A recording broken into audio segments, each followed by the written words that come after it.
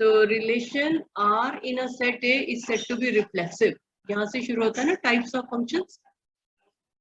पहली बात, रिलेशन पता है क्या होता है? रिलेशन इन अ सेट ए, ये पता बेटा? Yes ma'am. क्या होता है? Is a subset of A cross A. तो जब हम कहते हैं relation from A to B, तो वो क्या होता है? Subset of A cross B. Subset of A cross B, ठीक है। तो ये relation from A to B हमारा यहाँ पर यूज नहीं हो रहा है 12th क्लास में, ये 11th में तुमने किया था। यहाँ पर हमारा main concentration relation in a set ए है, तो एक ही सेट की बात हो रही है।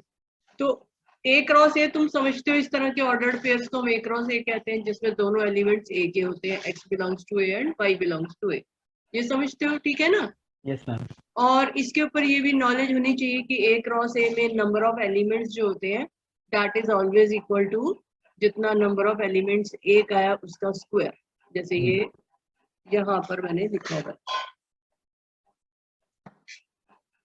तो जितना नंबर ऑफ एलिमेंट्स है, मान लो m एलिमेंट्स है सेट में, तो इसमें जो नंबर ऑफ एलिमेंट्स होंगे that will be equal to m square. ठीक है, ये नंबर ऑफ एलिमेंट्स होंगे इन ए क्रॉस ए। तो जैसे यहाँ पर ए में 4 एलिमेंट्स हैं, तो ए क्रॉस ए में कितने एलिमेंट्स हुए? 16 हुए। ठीक है, तो रिलेशन जो है, रिलेशन क्योंकि सबसेट है ए क्रॉस ए का, आर जो है वो क्या है? It is subset, every subset of A cross A is some relation, each subset. तो हम ए क्रॉस ए के कितने सबसेट्स बना सकते हैं in total? A cross a में नंबर ऑफ एलिमेंट्स जो है वो ए क्रॉस ए में जो है that is equal to M square. तो number of subsets in a set का फॉर्मूला तुमने पढ़ा था लास्ट ईयर, पावर सेट जिसे बोलते थे हम। तो पावर सेट के जो एलिमेंट्स होते हैं, तो number of subsets in a set क्या फॉर्मूला होता है? Number of subsets of a set, कितने एलिमेंट्स होते हैं? नंबर ऑफ सब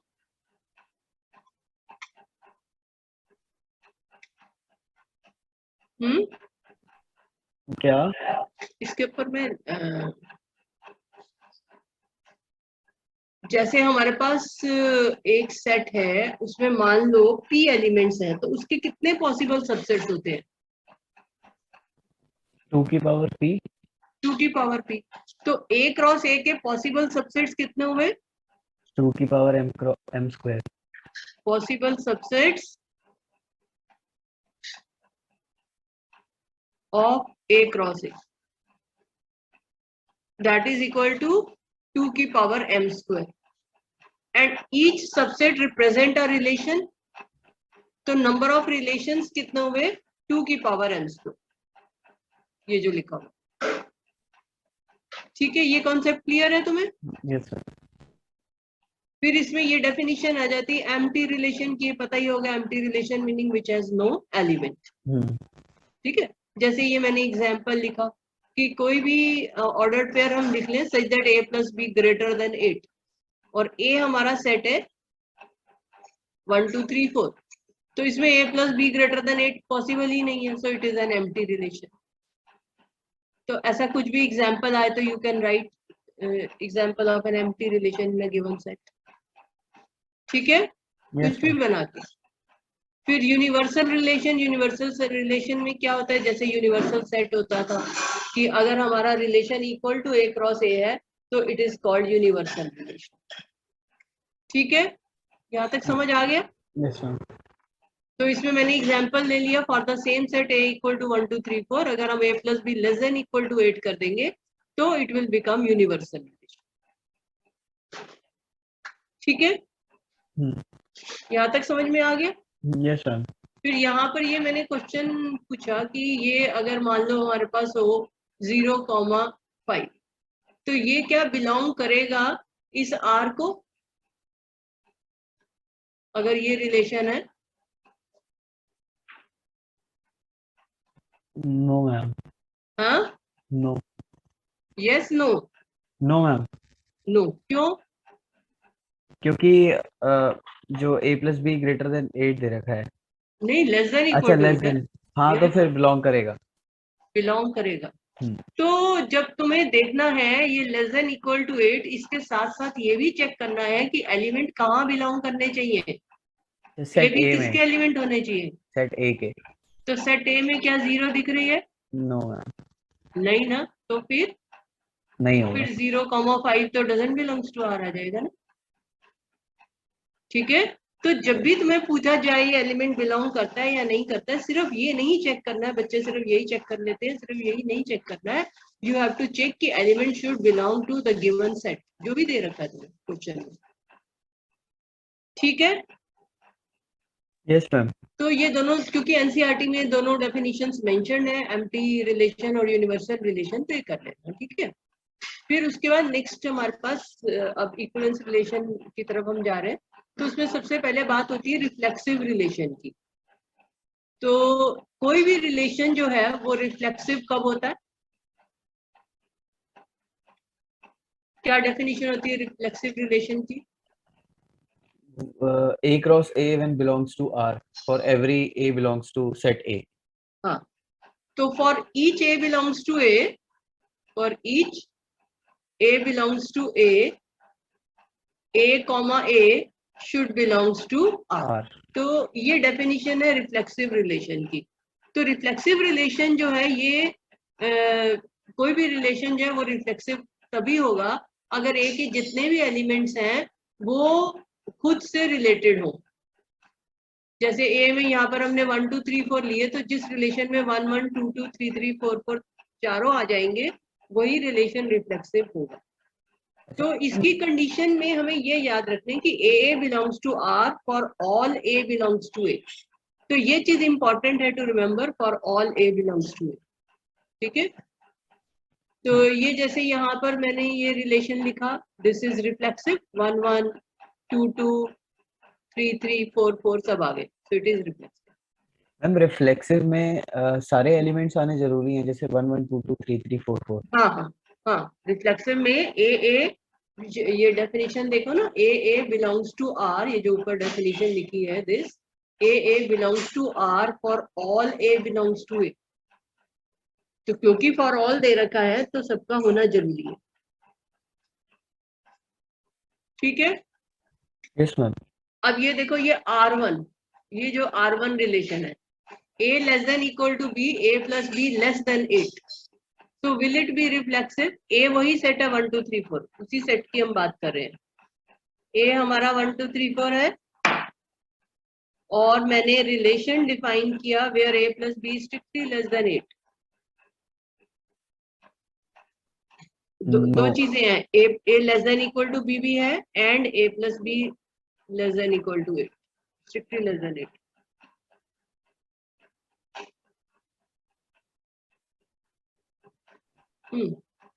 Will it be reflexive?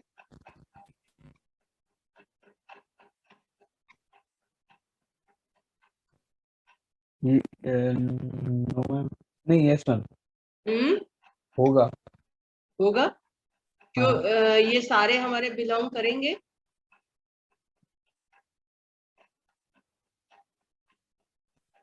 हमारे अच्छा, सारा 1 एक 1 2 एलिमेंट 2 बिलोंग 3 नहीं करेगा, 4 4 नहीं करेगा। 4 4 बिलोंग नहीं करेगा, तो जब 4 4 बिलोंग नहीं करेगा तो फिर होगा कैसे, कह सकते हैं।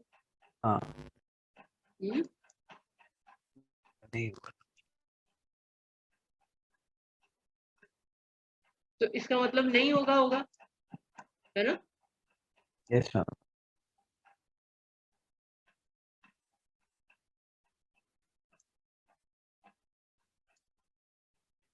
तो इस केस में क्योंकि मेरे पास 4,4 बिलोंग नहीं करता है, तो इसलिए R1 इज नॉट रिफ्लेक्सिव।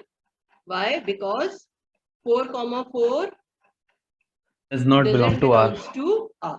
तो अगर पेपर में आता है तो हमें रीजन भी देना होता है कि क्यों रिफ्लेक्सिव नहीं है। ये हमारे पास आ गया a less than equal to b। ठीक है, तो ये हम इट इज नॉट रिफ्लेक्सिव। तो रिफ्लेक्सिव वाली बात समझ में आ गई ना बेटे, कि सारे ए बिलोंग करने चाहिए, जो भी कंडीशंस उसको सेटिस्फाई करने चाहिए, element should be in the given set ए। फिर सिमेट्रिक रिलेशन जो है ये कंडीशनल बात है, इसमें क्या है कि अगर ए भी बिलोंग करता है आर को तो बी ए को भी बिलोंग करना पड़ेगा, then only the relation is symmetric. ठीक है, ये कंडीशन समझ में आ गई। तो अगर ए बी जो है वो आर को बिलोंग करता है तो बी ए को भी बिलोंग करना पड़ेगा, लेकिन अगर ए बी नहीं बिलोंग करता है तो फिर हमें बी ए को देखने की जरूरत नहीं है। I hope it is clear to you. इसमें भी सारे एलिमेंट्स होने चाहिए? नहीं, ये इफ देन कंडीशन है, देखो। तो ये इफ देन कंडीशन है, if a B belongs to R then b a should belong to R. अगर ए बी बिलोंग नहीं करता तो बी ए का बिलोंग करने का हमें देखना ही नहीं है। मतलब अगर 1 2 बिलोंग करता है तो 2 1 देखोगे, अगर 5 7 बिलोंग करता है तो 7 5 देखोगे, लेकिन हाँ 1 2 भी बिलोंग करता है 5 7 भी बिलोंग करता है तो 2 1 और 7 5 दोनों बिलोंग करने चाहिए। जितने भी ए बी बिलोंग करते हैं उनका बी ए बिलोंग करना चाहिए। Is it clear? Yes ma'am. तो जैसे ये मैंने एग्जांपल लिखा 1 4 बिलोंग करता है तो 4 1 भी यहाँ दे रखा है मैंने। 1 3 है तो 3 1 भी प्रेजेंट है आर में। 2 2 का तो 2 2 ही रहेगा, 3 3 का 3 3 रहेगा, इससे हमें नहीं देखना पड़ता। लेकिन फिर भी क्या ये रिफ्लेक्सिव सिमेट्रिक है रिलेशन? Is R symmetric?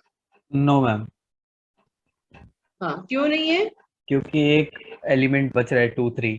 हाँ, तो 2 3 belongs to R but 3 2 doesn't belongs to R, so R is not symmetric. Is it clear? Yes ma'am. और ये आर क्या रिफ्लेक्सिव है? नहीं, हाँ, क्यों नहीं है? क्योंकि 1 1 2 2 नहीं, 1 1 और 4 4 does not belong to R. ठीक है, तो एक भी अगर बिलोंग नहीं करता तो it is not reflexive, so it is not reflexive, it is not symmetric. अब ट्रांजिटिव के केस में क्या है कि अगर ए भी बिलोंग करता है और बीसी भी बिलोंग करता है, ये भी इफ देन कंडीशन है कि if a b and b c belongs to R then a c should belongs to R. If then में पहले इफ का होना जरूरी है, जब तक इफ नहीं होगा हम देन की बात नहीं करते। ठीक है, यस मैम। अब ये यहाँ पर देखो मैंने दिया हुआ है 1 1 2 2 3 3 4 4 1 4 4 1। Is it transitive? ये रिलेशन वही ए वही है 1 2 3 4 हाँ होगा। होगा। Yes ma'am. A b b c belong करता है तो ए सी बिलोंग कर रहा है। हाँ कर रहा है। तो इट इज रिफ्लेक्सिव ऑल्सो। 1 1 2 2 3 3 4 4 है, 1 4 का 4 1 भी है और ट्रांजिटिव भी है। ठीक है,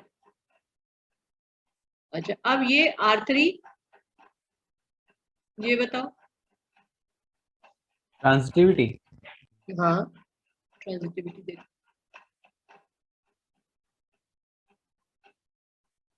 1 1 2 3 3 2 2 2 1 4 4 2 1 2। पहले चलो रिफ्लेक्सिव बताओ, थोड़ा रिफ्लेक्सिव सा तो तब नहीं तक है। ऑब्जर्व करो। नॉट रिफ्लेक्सिव, ठीक है। अब सिमेट्रिक बताओ। सिमेट्रिक, यस मैम, है सिमेट्रिक है सिमेट्रिक। सिमेट्रिक है तो सिमेट्रिक हो गया। 1 4 का क्यों? 1 4 का 4 1 है क्या? लेकिन मैम 2 3 का 3 2 तो है। नहीं, ऐसा नहीं है ना। जितने भी ए बी बिलोंग करते हैं उसका बीसी होना चाहिए। ए बी बिलोंग करता है तो बी ए बिलोंग करना चाहिए। ओके। ये नॉट सिमेट्रिक हो गया। ऐसा नहीं है कि 2 3 का 3 2 है 3 2 है तो सिमेट्रिक हो। 1 4 का 4 1 तो नहीं दिख रहा मुझे। हम्म। ठीक है, so it is not symmetric. एक भी एलिमेंट पर फेल हो रहा है तो फेल। अब ट्रांजिटिव, ये 1 4 है 4 2 है तो इसका क्या चेक करेंगे हम? 1 2, 1 2। तो 1 2 है यहाँ।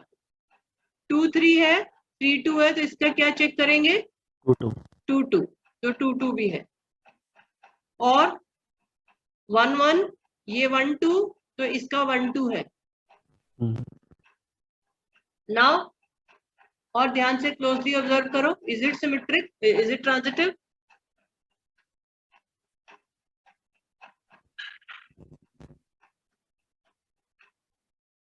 हम्म कैन आई से इट इज ट्रांजिटिव? नहीं मैम, नहीं है क्यों बताओ? है।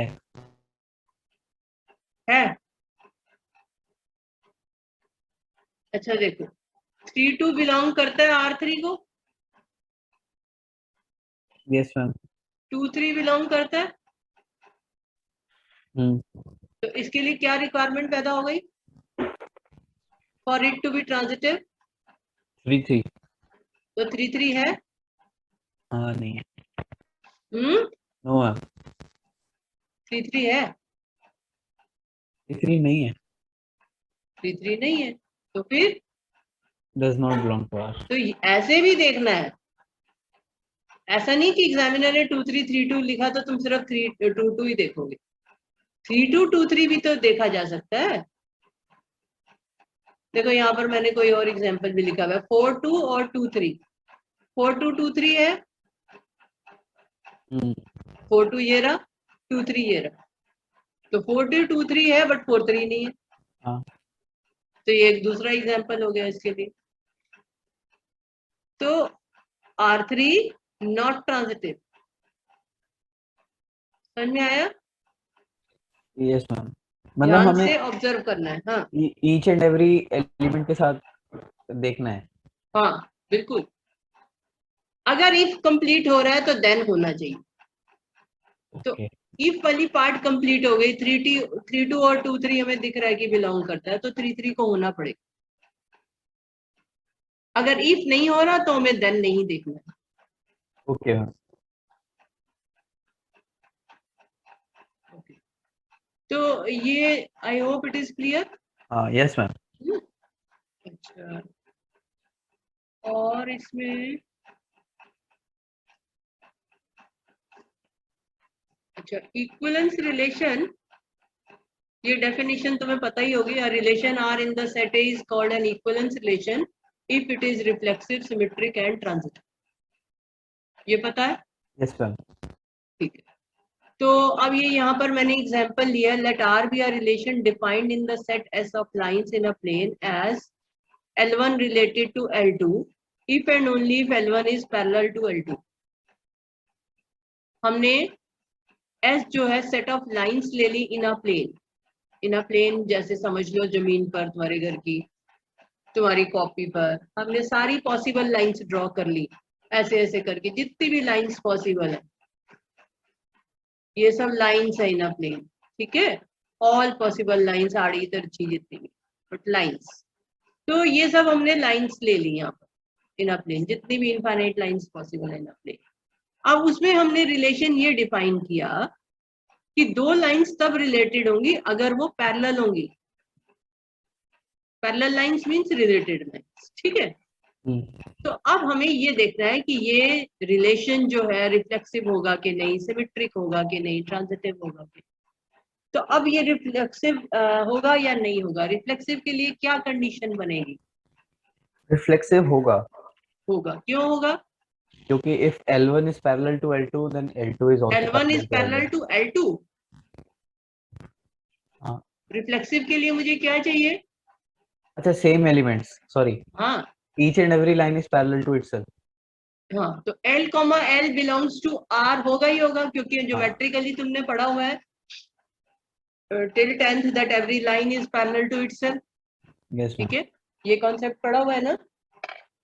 तो क्योंकि हर एक लाइन पैरेलल होती है अपने, इसलिए रिलेशन क्या होगा? रिफ्लेक्सिव होगा, यस मैम। ठीक है। तो ये रिफ्लेक्सिव तो होगा। अब क्या ये वो होगा सिमेट्रिक। सिमेट्रिक? यस मैम, होगा। होगा कि अगर L1 L2 बिलोंग करता है तो L2 L1 बिलोंग करेगा, और L1 L2 के पैरेलल है तो L2 L1 के पैरेलल है। ये तो मैथ्स में हमने पढ़ा है। अब what about transitivity? L1 L2 के पैरेलल है, L2 L1 के पैरेलल है, L2 L3 के पैरेलल है, तो व्हाट अबाउट L1 L3? तो वो ट्रांजिटिव होगा। L1 will be parallel to L3। L1 parallel to L2 और L2 parallel to L3। L3, तो L1 will be parallel to L3, ठीक है ना। तो ये ट्रांजिटिव होगा। अब इसमें मेन होता है लिखने का, कि तुम्हें लिखना आना चाहिए। समझ तो लिया तुमने कि इक्विवेलेंस रिलेशन बन रहा है। अच्छा, इसको हम ऐसे भी लिखते हैं, जैसे मैंने लिखा ना L1 L2, या जनरल बता देती कुछ भी हो, L1 L2 अगर बिलोंग्स टू R है तो इसका मतलब L1 is related to L2। ये लैंग्वेज भी बुक में या पेपर में तुम्हें आ सकती है। इन दोनों का मतलब सेम है। ठीक है, समझ आ गई? Yes ma'am. Just and rotation part. अच्छा, अब लिखते कैसे हैं? ये लिखना आता है तुम्हें? क्योंकि इसमें अगर लॉन्ग क्वेश्चन आता है तो बच्चे लिखने में गलती करते हैं। अगर नहीं आता तो ये कॉपी करो।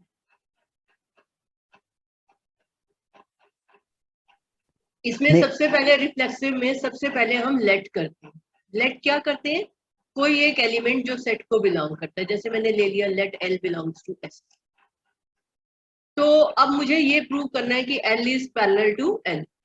तो मैंने लिख दिया as each line is parallel to itself, therefore L is parallel to L। This for all L belongs to S ये होगा। तो L, L belongs to R for all L belongs to S। तो इस तरह से हमें ये show करना है कि A belongs to R for A belongs to the given set. यहाँ पर हमने S लिया था सेट ऑफ लाइंस, तो जो भी सेट है। तो रिफ्लेक्सिव जब भी प्रूव करना है तुमने यहां से स्टार्ट करना है कि element belongs to the given set, और फिर ये शो करो कि वो ए बिलोंग करेगा R। ठीक है, ये समझ आ गया? Yes ma'am. अगर हमें सिमेट्रिक प्रूव करना है, क्योंकि सिमेट्रिक इफ देन कंडीशन है, ये इफ देन नहीं है, ये तो for all A belongs to S मुझे चाहिए। सिमेट्रिक क्योंकि इफ देन कंडीशन है, तो हम यहां से स्टार्ट करते हैं late L1 L2 belongs to R। कोई भी क्वेश्चन होगा, let A B belongs to R, ऐसे स्टार्ट करेंगे। और हमारा टारगेट क्या है? BA बिलोंग्स टू R पे आना। तो इसमें हमारे पास आ गया this implies L1 parallel to L2। अब अगर L1 L2 के पैरेलल है तो this implies L2 parallel to L1।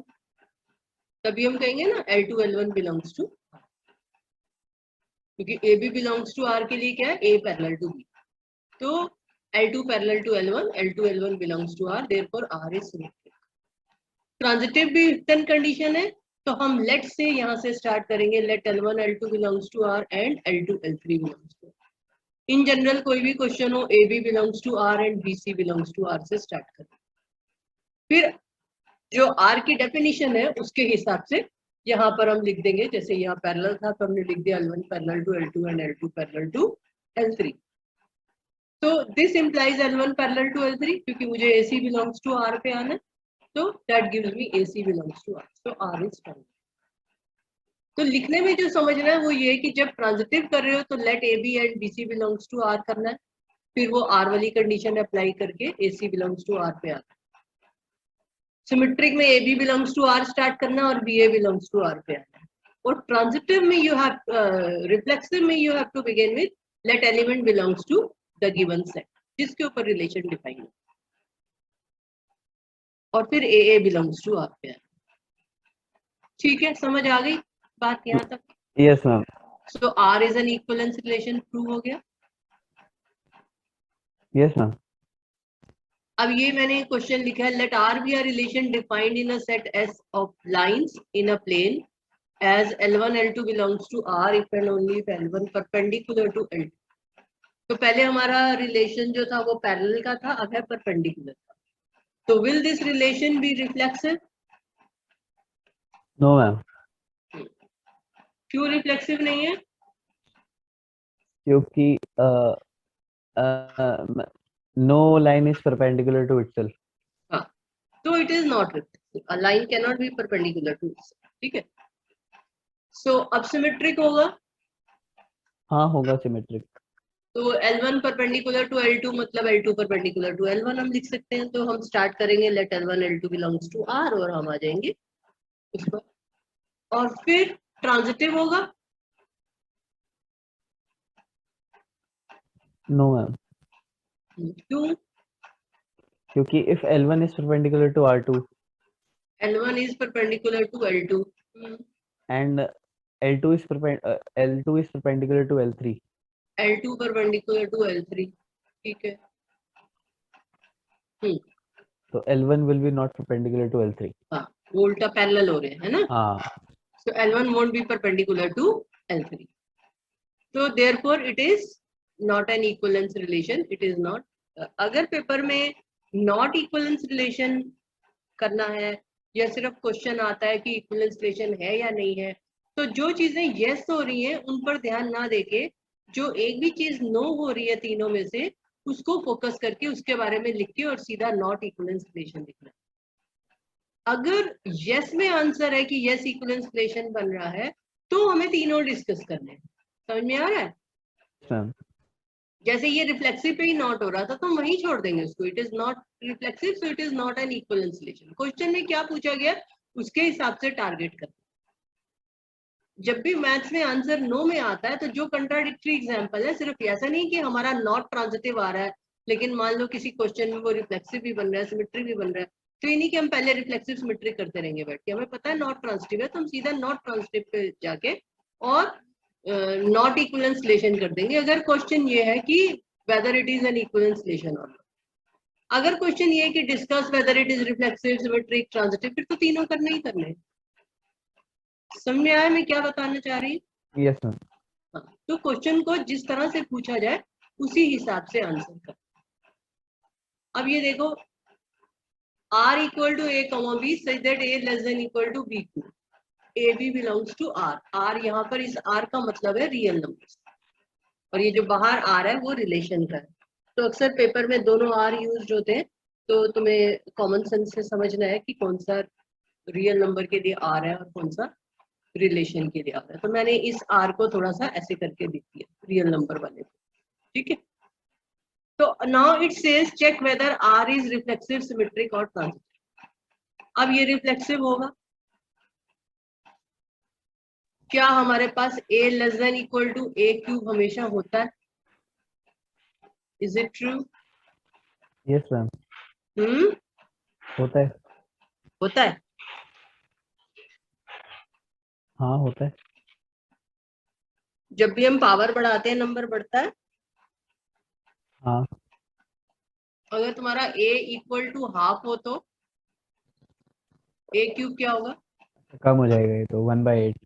फिर जब भी तुम्हारा नंबर लेस देन 1 है डेसिमल में है तो क्यूब जब करेंगे तो या स्क्वायर करेंगे तो नंबर कम होगा ना, डिनोमिनेटर बढ़ जाएगा ना उसके थ्रू।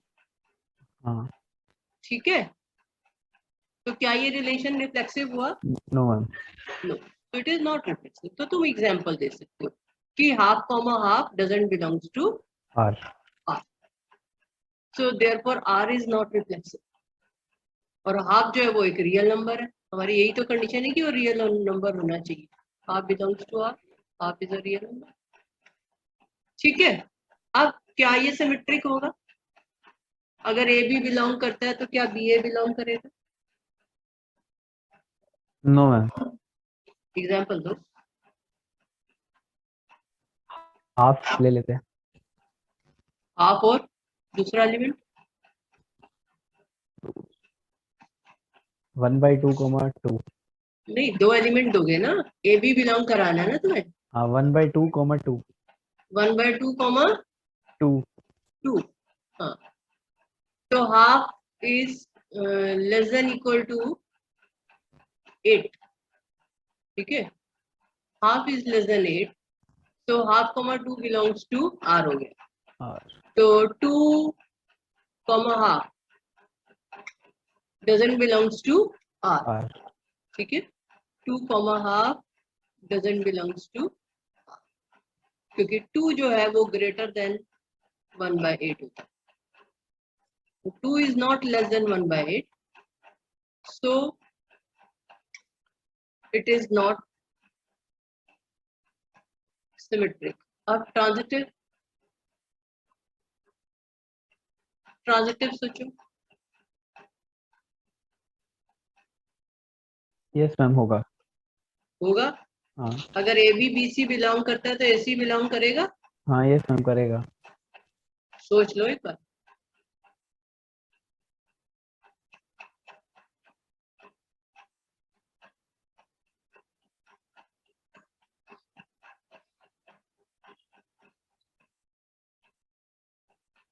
ये यहाँ पर सिमेट्रिक के लिए मैंने नेगेटिव नंबर का एग्जांपल दिया हुआ है, -2, 1 belongs to R but 1, -2 doesn't belongs to R। तो ये भी एग्जांपल दिया जा सकता है।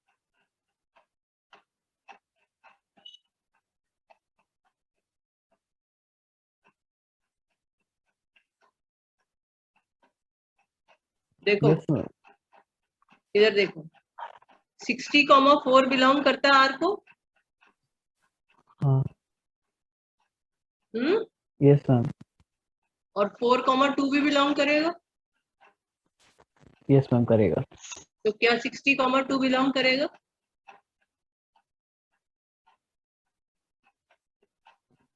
No ma'am. तो ये क्या हो गया? नहीं, मैंने एग्जांपल कुछ और लिए थे, उससे आ रहा था, जैसे मैंने हाँ, 1/2 तो लिया यही तो था। ढूंढना है। तुम्हारे एक एग्जाम्पल से आ रहा है, doesn't mean that it is transitive. हमें तो कोई भी एक एग्जाम्पल चलेगा ना, नॉट करने के लिए तो एक बहुत है। हाँ यस करने के लिए 99%, 99.9% यस हो सकता है, बट 1 इज एनफ टू से नो, है ना। अगर मैं कहूं कि क्लास में सबके मोर देन 90% मार्क्स आए हैं और एक बच्चे के नहीं आए, तो can I give this statement? हाँ मैम। नहीं दे सकते ना, गलत हो जाएगी ना हमारी स्टेटमेंट। Yes ma'am.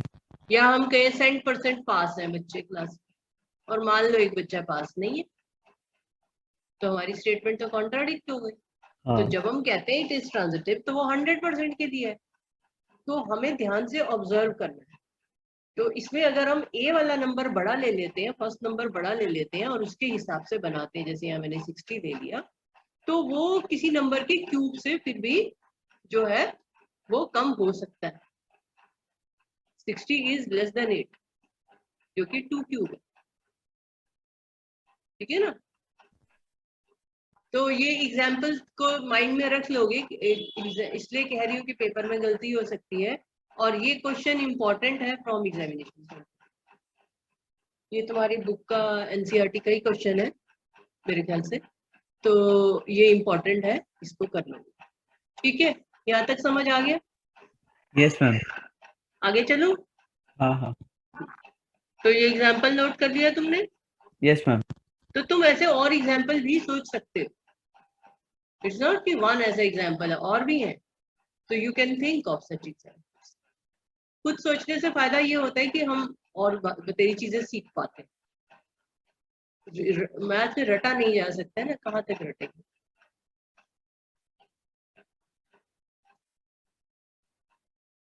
अब ये यहाँ पे डिस्कस किया गया, ये क्वेश्चन, एक्स्ट्रा क्वेश्चन मैंने डिस्कस किया होगा। Let W denote the words in the English dictionary. Define a relation R in W as R equal to X comma Y, such that the word X and Y have at least one letter common. Check whether relation R is reflexive, symmetric or transitive. तो दो word related कब है? क्या condition हुई? Two words are related if X and Y are common in that word. X and Y have, X and Y are common in word. X and Y are common नहीं, X and Y are two letters, two words. जैसे X हो गया मान लो पलाश, ठीक है, और तुम्हारे brother का नाम क्या है? आकर्ष। ठीक है। तो अब ये दोनों वर्ड, इसको मैं X कह रही हूँ, इसको मैं Y कह रही हूँ, तो ये दो वर्ड्स पलाश और आकर्ष है, XY, ठीक है। अब ये दो वर्ड्स कब रिलेटेड होंगे? जब उनमें कम से कम एक अल्फाबेट कॉमन हो, एक लेटर कॉमन हो। तो अब जैसे इसमें भी ए आ रहा है, इसमें भी ए आ रहा है, दोनों में ए आ रहा है, तो ये रिलेटेड हो गए वर्ड। समझ में आया क्या रिलेशन है? Yes ma'am. Can you give me example of non related words? कोई दो वर्ड।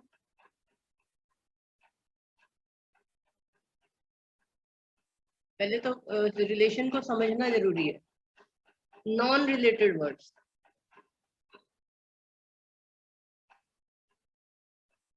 छोटा से नंबर ऑफ, वो तो मेंशन नहीं है कि कितना लेटर का वर्ड होना चाहिए, तो कोई भी वर्ड ले सकते। Extra on. स्ट्रॉ,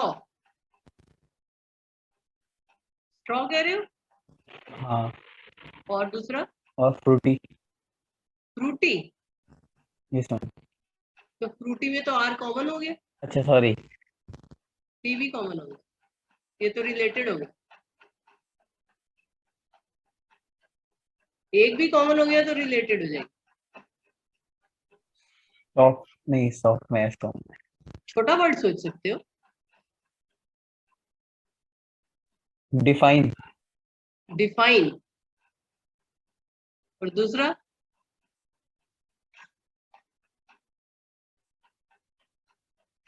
डिफाइन और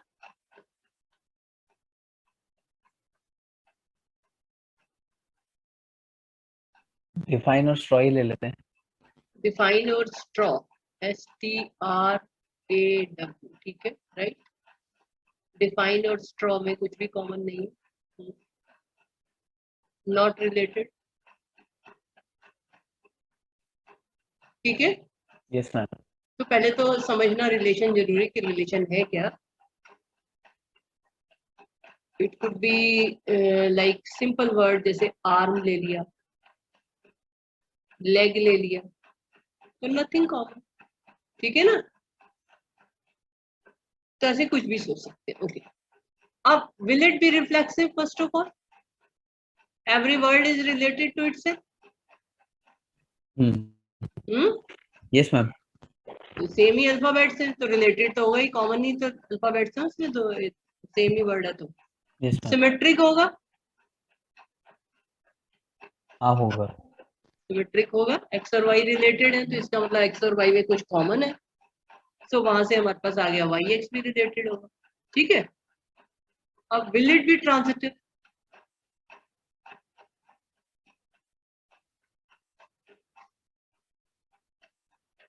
एक्स और वाई में कुछ कॉमन है, वाई और जेड में भी कुछ कॉमन है, हाँ होगा, ट्रांजिटिव तो भी क्या होगा। एक्स और जेड भी कॉमन होंगे?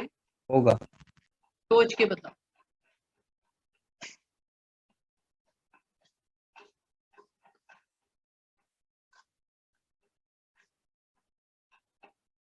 Knows. Arm leg, nose. Arm और लेग ही पहले रिलेटेड नहीं है? पहले ए भी तो रिलेटेड करो, ये तो नॉट रिलेटेड हो गया ना।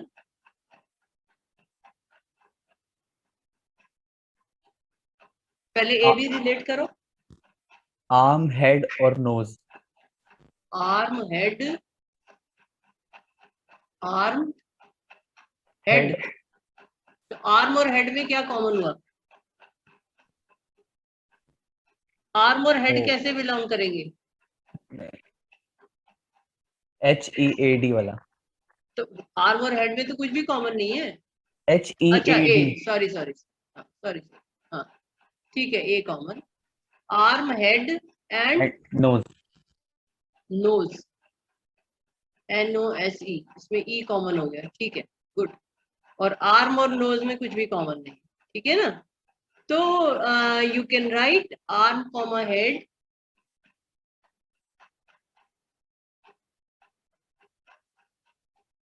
belongs to R because A is common, and head comma nose belongs to R, but arm comma nose doesn't belongs to R, ठीक है, समझ आ गया? Yes ma'am. आगे चलूं? हम्म। अब ये देखो, let R be a relation defined on A cross A। अभी तक मैंने जो क्वेश्चन किए थे उसमें रिलेशन जो है A पर डिफाइन कर, पर कभी कभी हम रिलेशन जो है ए पर ना डिफाइन करके ए क्रॉस ए पे डिफाइन करते, तो R B R relation defined on a cross a as, कैसे डिफाइन किया? A B related to C D if a plus B equal to B plus c. A b और C D कब related होंगे? अगर सम जो है इधर a first element और डी लास्ट एलिमेंट, इसका सम जो है that is equal to B plus two, ठीक है, समझ में आ गया? Yes ma'am. तो ये रिलेशन जो है ए पर नहीं डिफाइंड है, ए तो 1 2 3 4 10 है, रिलेशन किस पर डिफाइंड है, ए क्रॉस ए पर। तो इसको ऐसे समझो कि जैसे हमारे पास ए क्रॉस ए, तुम्हें दोनों चीजें सामने होनी चाहिए तुम्हारे माइंड में। ए तो हमारा है 1, थोड़ा मेंटल ट्यूनिंग की जरूरत होती है और कुछ नहीं, शायद मैंने अप टू 10 दे रखा है, पता नहीं मुझे, अभी देख लेंगे। 10 ही है। ए क्रॉस 10 तक लिया हुआ। Yes ma'am. तो ए क्रॉस ए के तुम्हें पता है एलिमेंट्स कैसे होंगे, 1 1 1 2 1 3 like this, so on up to 1 10, ठीक है। और फिर 2 1 2 2 सो ऑन अप टू 2 10, और ये इस तरह से चलता जाएगा। तो कितने एलिमेंट्स होंगे इसमें in total, A cross a में कितने 100 एलिमेंट्स हो जाएंगे, 100, ठीक है। तो ये इसमें एलिमेंट्स है। अब आर जो रिलेशन है वो हमने ए क्रॉस ए पर डिफाइन। तो ए क्रॉस ए का एक एलिमेंट जो है वो दूसरे से रिलेटेड कब होगा, तो हमने कहा कि ए भी एलिमेंट है ए क्रॉस ए में, तो it is related to c comma d if a plus D equal to B plus, ये हमने डिफाइन। इसका और इसका सम जो है वो बी और सी के सम के इक्वल होना चाहिए। इफ एंड ओनली इफ लिखते हैं, अदर वे राउंड भी ट्रू होता है। A plus D equal to B plus C, मतलब A B is related to C D. तो अब इसमें हम जब ये जो है, जैसे इसमें कोई एलिमेंट्स बताओ जो कि रिलेटेड हो, ए क्रॉस ए के एलिमेंट्स।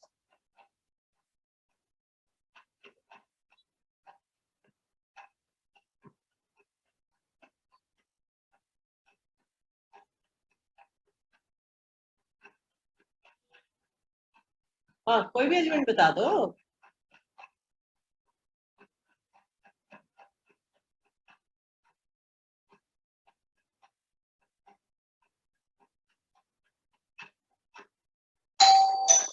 1 2 और 2 4 1 2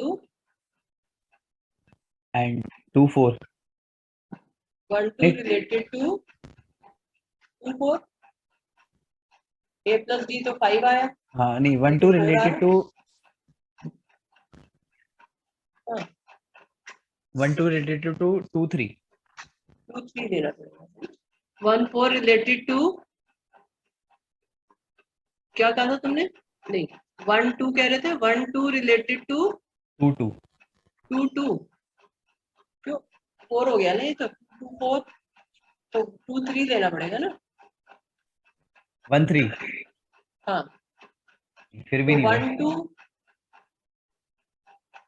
ए प्लस, ये जरूरी नहीं है कि ये कॉमन हो, हमें ये चाहिए कि ए प्लस डी इन दोनों का सम जो है वो बी प्लस सी के इक्वल है। तो 1 प्लस 3 4, 2 प्लस 2 4, ओके मैम। ठीक है ना। तो जैसे 1 4 है तो वी कैन टेक, मान लो मैंने यहाँ पर 5 ले लिया तो मुझे सम 6 चाहिए, तो यहाँ पर सम 6 के लिए मैं 2 ले लूंगी, लाइक दिस, ऐसे सोचो। ओके समझ मैम। में आया? तो इसको थोड़ा सा इस तरह से भी समझ लेते हैं, A plus D equal to B plus C, जैसे ये तुम्हें लिखने में मुश्किल आ रही थी, तो तुम ऐसे समझ सकते हो इसको कि ए माइनस बी जो है वो सी माइनस डी के इक्वल होना चाहिए। अब आसान हो जाएगा। ए बी और सी डी रिलेटेड कब है, जब ए माइनस बी और सी माइनस डी इक्वल है। तो अब जैसे तुमने मान लिया, लिखा 7,3, तो डिफरेंस क्या आ रहा है, 4। तो Yes, ma'am. दूसरे एलिमेंट हम इस तरह से लिख लें कि डिफरेंस 4 आए। तो मैंने यहाँ पर लिख लिया मान लो 10 6 9, तो यहाँ 5 लिख लिया। समझ में आ रहा है? Yes ma'am. तो इसको इस तरह से अरेंज करके हम थोड़ा फास्ट हो जाते कि ए और बी में क्या रिलेशनशिप बन रहा है और सी और डी में क्या बन रहा है। तो A minus B should be equal to C minus, relation समझ आ गया? Yes ma'am. अब ये जो है 7 3 9 5 ये किसको बिलोंग करते हैं? और एक रो से, बिलोंग करते हैं एक रो से ए क्रॉस ए। तो आर को क्या बिलोंग करेगा? करेगा, हाँ, करेगा 7 3 के आर को बिलोंग करेगा।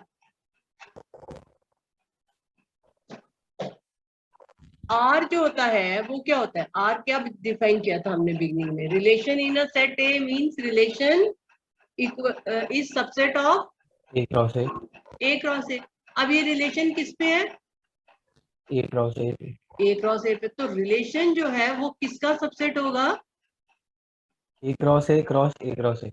हाँ, इसका। ठीक है, तो अगर मुझे यहाँ पे ये लिखना है कि 7 3 9 5 जो है ये आर को बिलोंग करेंगे, तो 7 3 9 5 ऐसे लिखना पड़ेगा मुझे। Now this belongs to this and this belongs to R. तो एक और बाहर ब्रैकेट लगानी पड़ेगी, क्योंकि इसके एलिमेंट जो है आर के वो A cross A cross A cross A. तो ये नोटेशन जो है ये थोड़ी सी इनकन्वीनियंट हो जाती है लिखते वक्त। तो जब भी ऐसे वाले क्वेश्चन होते हैं तो हम लिख देते हैं 7 3 रिलेटेड टू 9 5। लेकिन अगर मुझे उस नोटेशन में लिखना पड़ेगा तो ऐसे डबल ब्रैकेट लगा के लिखना पड़ेगा। समझ में आ रही बात? यस क्योंकि यहाँ थोड़ा सा चेंज हो गया है, रिलेशन ए पे ना होके ए क्रॉस ए पे। तो रिलेशन जो है वो सबसेट होगा A cross A cross A cross, right? Yes ma'am, तो अब ये बताओ ये रिलेशन रिफ्लेक्सिव होगा? A B related to A B होगा? होगा। Hmm, A B related to A B में भी वो सम वाली कंडीशन सेटिस्फाई होनी चाहिए। हाँ हाँ, और क्या, सम वाली कंडीशन सेटिस्फाई होनी चाहिए। ए बी, हमें एलिमेंट को खुद से रिलेट करना है, तो A B related to A B चाहिए मुझे। ए रिलेटेड टू ए नहीं आएगा, यहाँ पर एलिमेंट क्या है? ए क्रॉस ए का ए बी। तो ए बी रिलेटेड टू ए होगा, बी, तो सम वाली कंडीशन सेटिस्फाई हो रही हो गया। है ना? Because A plus B equal to B B plus A. Plus B, और A plus B plus A क्यों इक्वल होते हैं? अगर इसका रीजन कोई पूछे तो as addition is commutative, is commutative in real numbers या in A। यहाँ पर R पे नहीं डिफाइन किया उसने, रियल नंबर्स पे नहीं, सेट A पे डिफाइन किया, तो तुम in A लिख दो। ठीक है, तो A B related to A B हो गया, तो इट इज रिफ्लेक्सिव। अब सिमेट्रिक होगा, A B related to C D हो तो क्या C D related to A B होगा?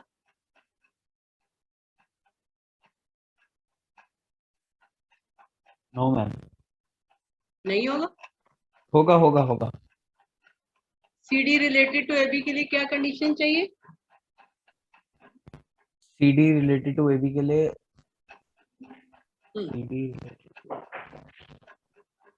सी plus D is equals to D plus A. ठीक है ना? तो A B related to C D ऐसे स्टार्ट करेंगे। यहाँ पर कैसे स्टार्ट करेंगे सिमेट्रिक रिफ्लेक्सिव के लिए? Let A B belongs to R, let A B belongs to A cross A. तो let A B belongs to A cross A से स्टार्ट करेंगे और हम ये शो करेंगे कि A B is related to A B. तो आगे लिखेंगे this implies AB related to AB for all AB belongs to A cross. This implies AB related to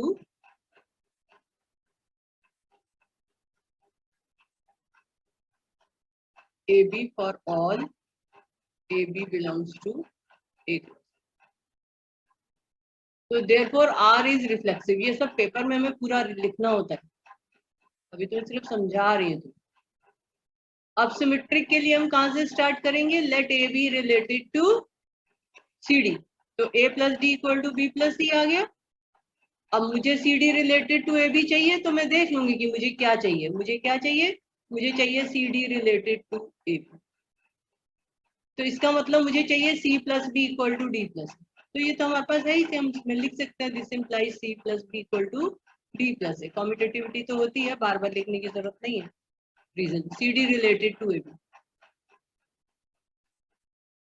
ठीक है। तो therefore R is transitive, symmetric, therefore R is symmetric.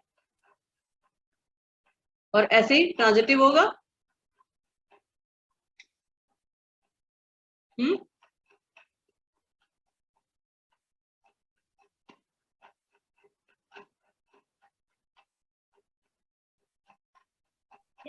नहीं symmetric नहीं आ रहा वो ट्रांजिटिव। ट्रांजिटिव नहीं आ रहा। हाँ।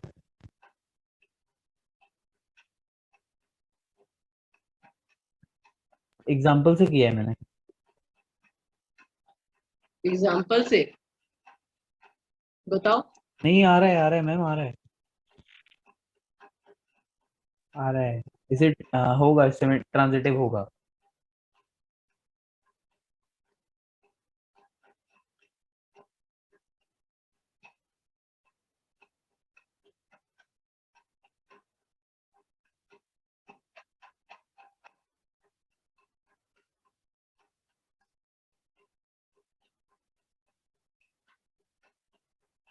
मैंने ये एक ही बार लिख दिया, as A plus B equal to B plus A, this implies A B related to A B for all A B belongs to A, R is reflexive, ठीक है। हाँ, तो ट्रांजिटिव आ रहा है, आ रहा है मैम। तो तुमने क्या लिखा, कैसे स्टार्ट करोगे? Let A B is related to B C, let A B A related B to is related to C D, and and CD related to EF हाँ implies implies AB is related to EF। नहीं तो कैसे implies कैसे हो गया? हम वो condition लिख देंगे कि A हाँ plus D is equals to B plus C। देखो ये स्क्रीन पर ऐसे ही लिखा है तुमने, हाँ हाँ ठीक है। फिर दोनों को ऐड कर दिया, यस मैम। दोनों को ऐड कर देंगे तो A plus F equal to B plus E आ जाएगा। तो AB रिलेटेड टू EF। तो A B related to E F आ गया, therefore yes, R is transitive, thus R is an equivalence relation as it is reflexive, symmetric and transitive। ठीक है, ये समझ yes, में आ गया? इक्विवेलेंस रिलेशन समझ में आ गया? yes ma'am. ओके, ये देखो ये एक और क्वेश्चन है। Let A be the set of all positive integers and R be a relation on A cross A defined by AB related to CD if and only if AD equal to BC। ये question तुम copy कर लो, और ये आगे जो मैंने लिखा है फाइंड इक्विवेलेंस क्लास ऑफ 4,2, ये भी कॉपी कर लो, मैं अभी थोड़ा सा डिस्कस कर लूंगी इसका क्या मतलब।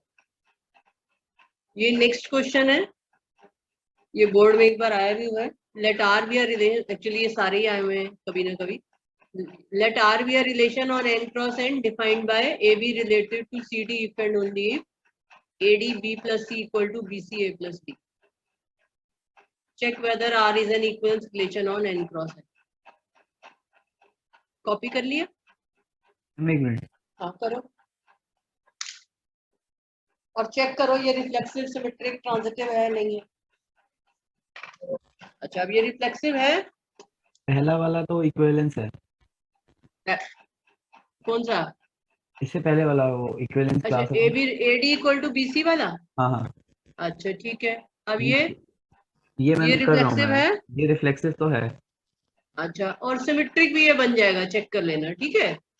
अब इसकी ट्रांजिटिविटी चेक करो, तो जब इसकी ट्रांजिटिविटी चेक करोगे तो A B related to C D लगाओगे और सी D related to E F लगाओगे तो तुम्हारे पास दो इक्वेशंस आ जाएंगी, यस मैम। ठीक है।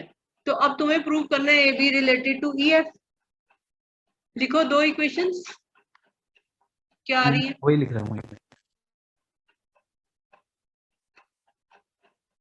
A B into B plus C is equals to B C A plus D, और सी D into E plus F is equals to E F into C plus D. C F into D plus E equal to DE into C plus F, ये सब कुछ बन रहा है। Yes ma'am.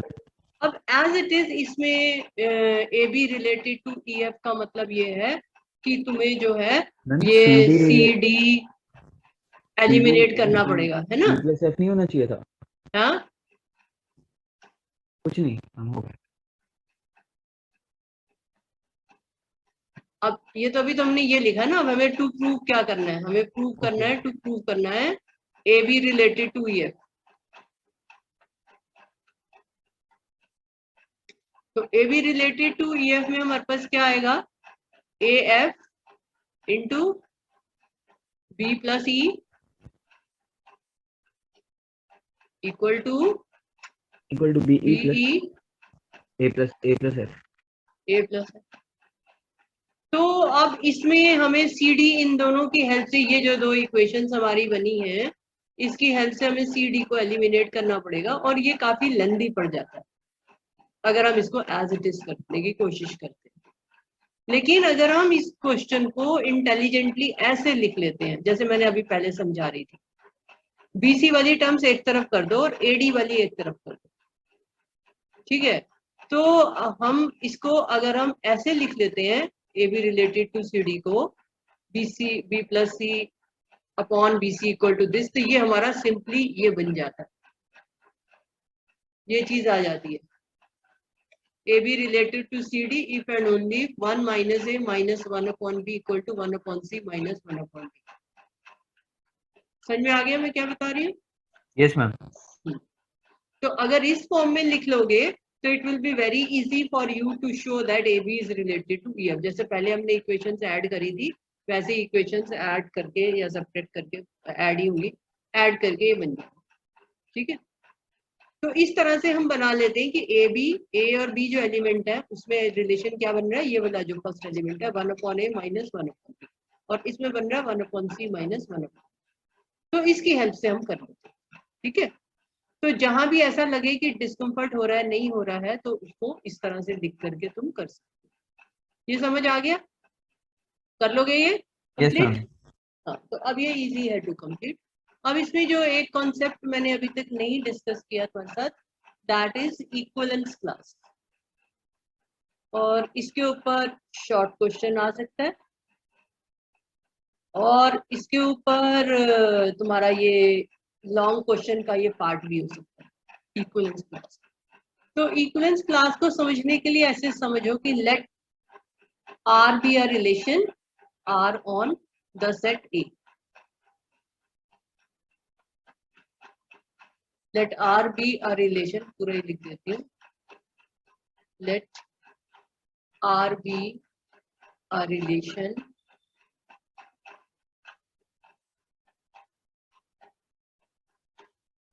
defined on a set if R is an equivalence relation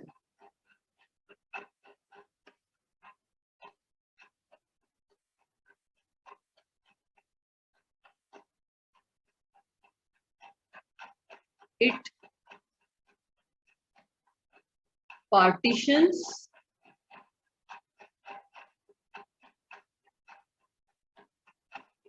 the set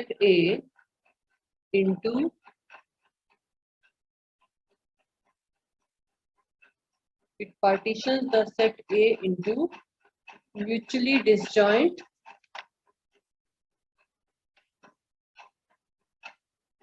यानी exhaustive word भी use होना चाहिए इसमें, एक second.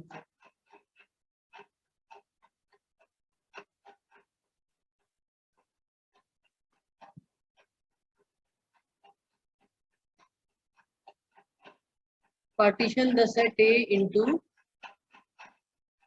mutually disjoint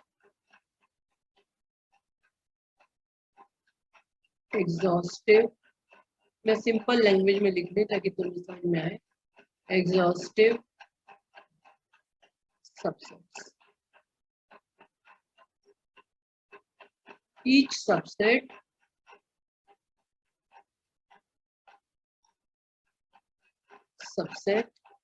is called an equivalence class.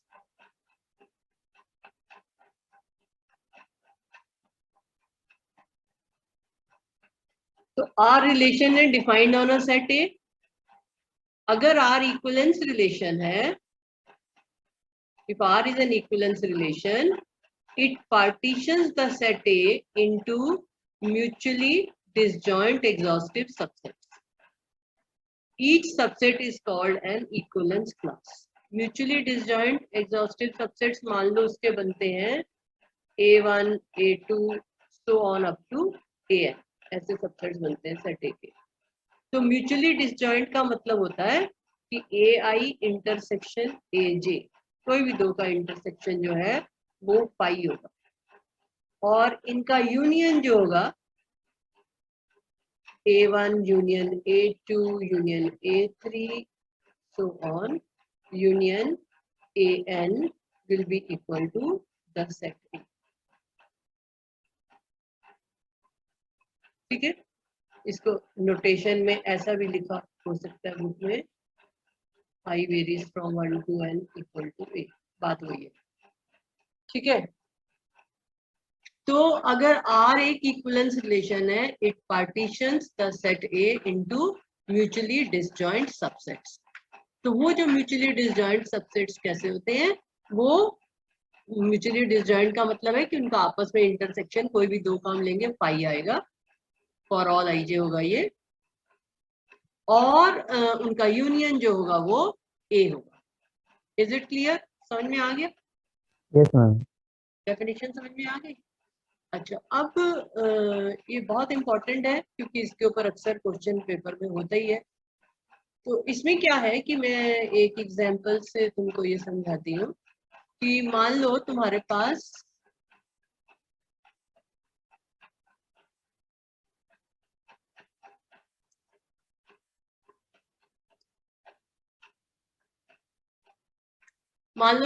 ये एक सेट A है जिसमें हमने R एक इक्विवेलेंस रिलेशन डिफाइन किया, which is an R is a relation on A and it is an equivalence. तो ये रिलेशन जो है मैं सेट A की जगह ले लेती हूँ. मान लो ये तुम्हारी क्लास है. कौन सी क्लास है तुम्हारी? 12th. क्या सेक्शन है बताओ? 12th B. अब इसमें हम रिलेशन डिफाइन करेंगे 12th B के स्टूडेंट्स के बीच में.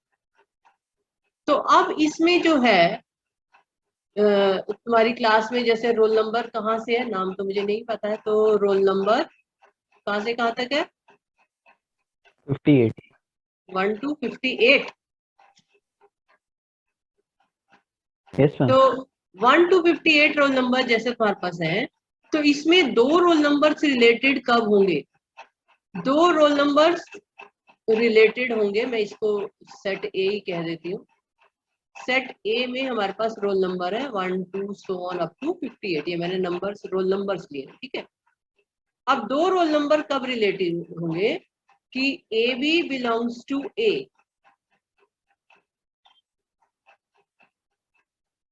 A is related to B if roll number A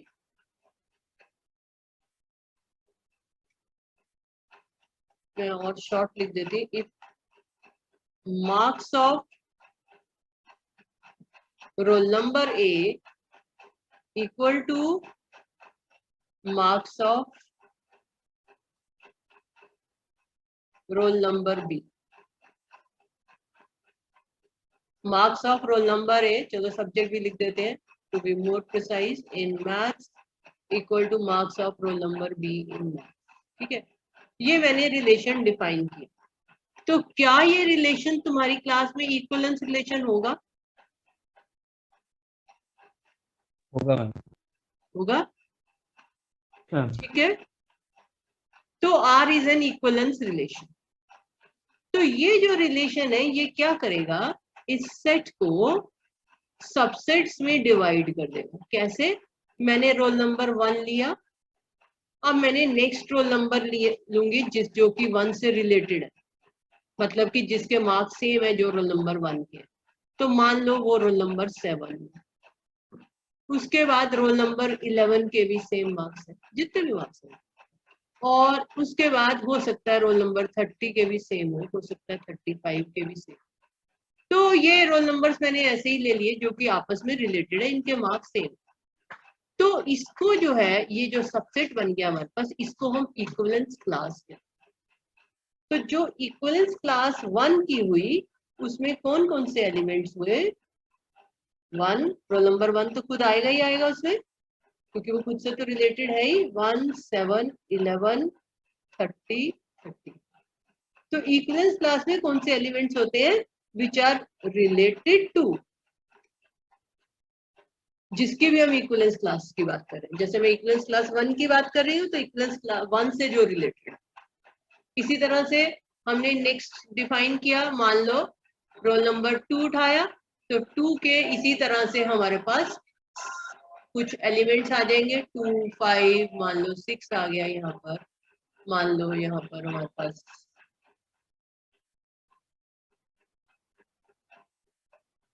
2, 5, 6, 10 आ गया, मान लो 50 आ गया। तो ये इक्विवेलेंस क्लास 2 की हो गई। तो इसमें 2, 5, 6, 10। तो इसको हम इक्विवेलेंस क्लास 2 कहें या इक्विवेलेंस क्लास 6 की कहें या इक्विवेलेंस क्लास 5 की कहें, एक ही बात है।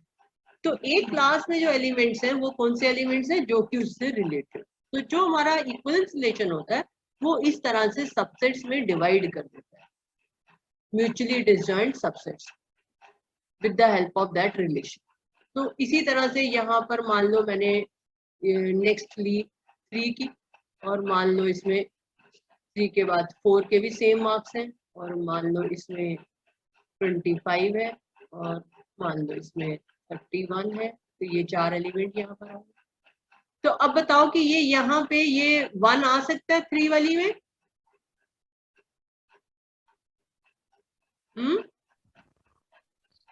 नहीं आ सकता।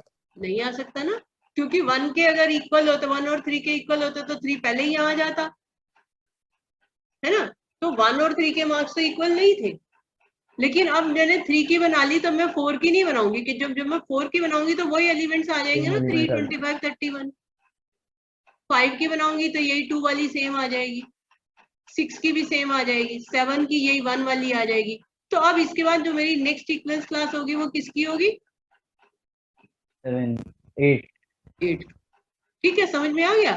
तो 8 वाली में मान लो तुम्हारे पास 9 है, मान लो तुम्हारे पास यहाँ पर 15 है, 51 है ना। और तुम्हारे पास कुछ 7 तो नहीं हुआ ना हमारा, 7 हो गया, 7, 8, 9, 10 भी हो गया, 11 भी हो गया, 12 है।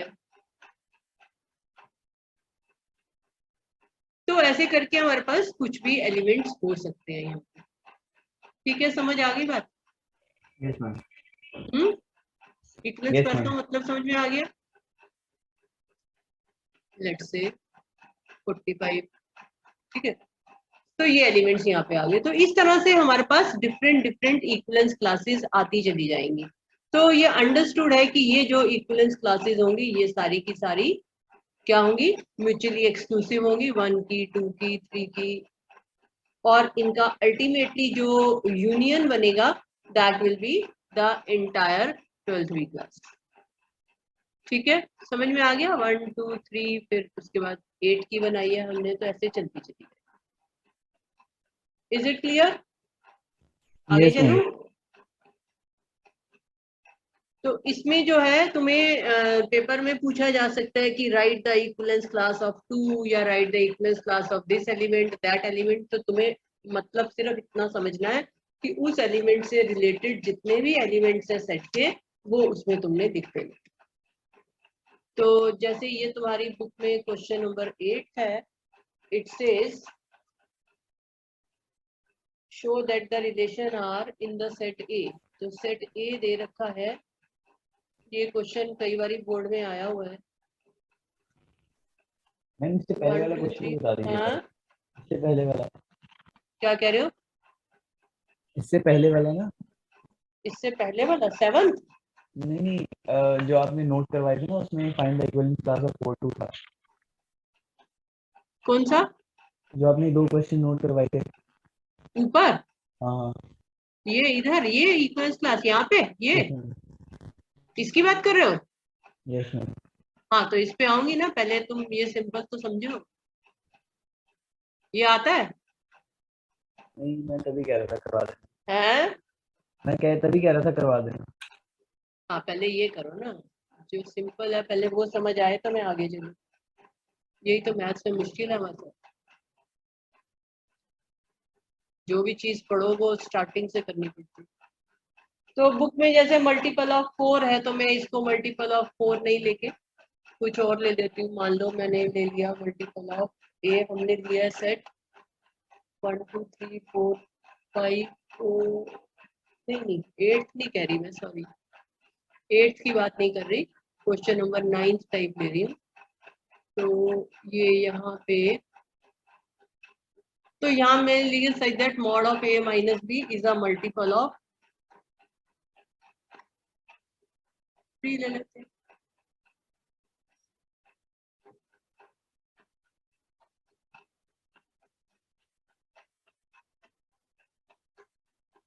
Is a multiple of 3। तो अब क्या ये इक्विवेलेंस रिलेशन होगा? पहले रिफ्लेक्सिव बताओ होगा। Yes ma'am.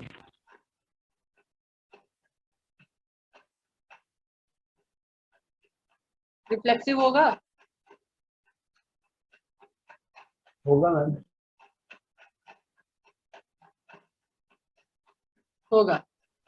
तो mod of A minus A is a multiple of 3 हमेशा होगा, ठीक है ना? 0 आएगा वो। तो कैसे स्टार्ट करोगे लिखना? Let A B belongs to A. A B A A. Single set है ये। Let A belongs to A. हाँ, फिर आगे क्या लिखोगे? Mod of A minus A, सीधा उस पर अटैक करो जो मैं चाहिए, दैट इज इक्वल टू 0, ठीक है? Which is multiple of 3। A multiple of 3।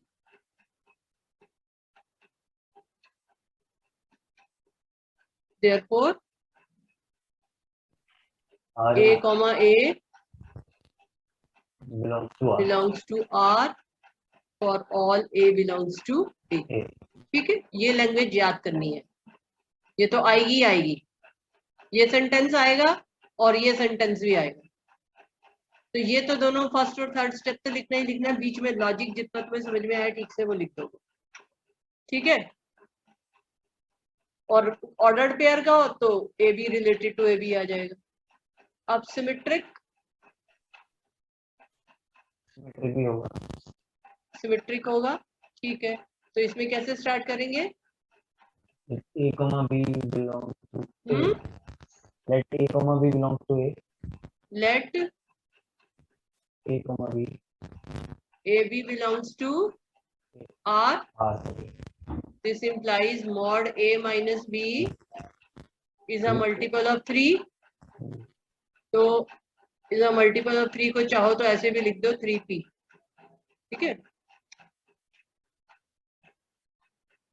p जो है वो हमारा कुछ होल नंबर है। तो दिस implies हमें क्या चाहिए? B A belongs to R चाहिए। तो बी ए जो होता है उसके लिए मुझे क्या चाहिए? Mod of b minus a। तो mod of B minus A और ए माइनस बी में क्या फर्क है? Mod of B minus A और mod of A minus B में क्या फर्क होता है?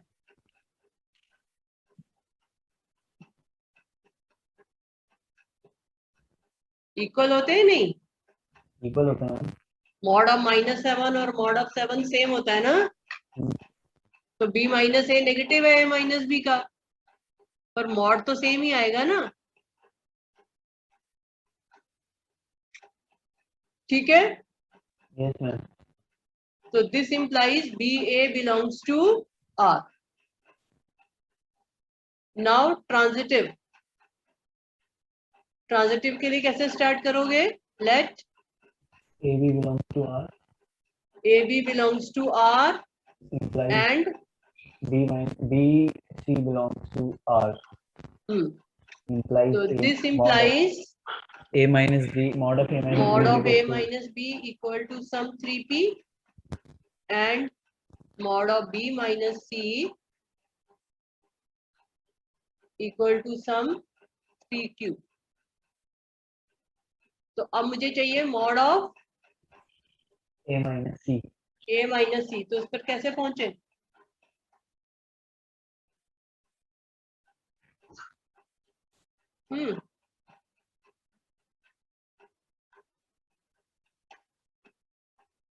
कैसे पहुंचे उस पर?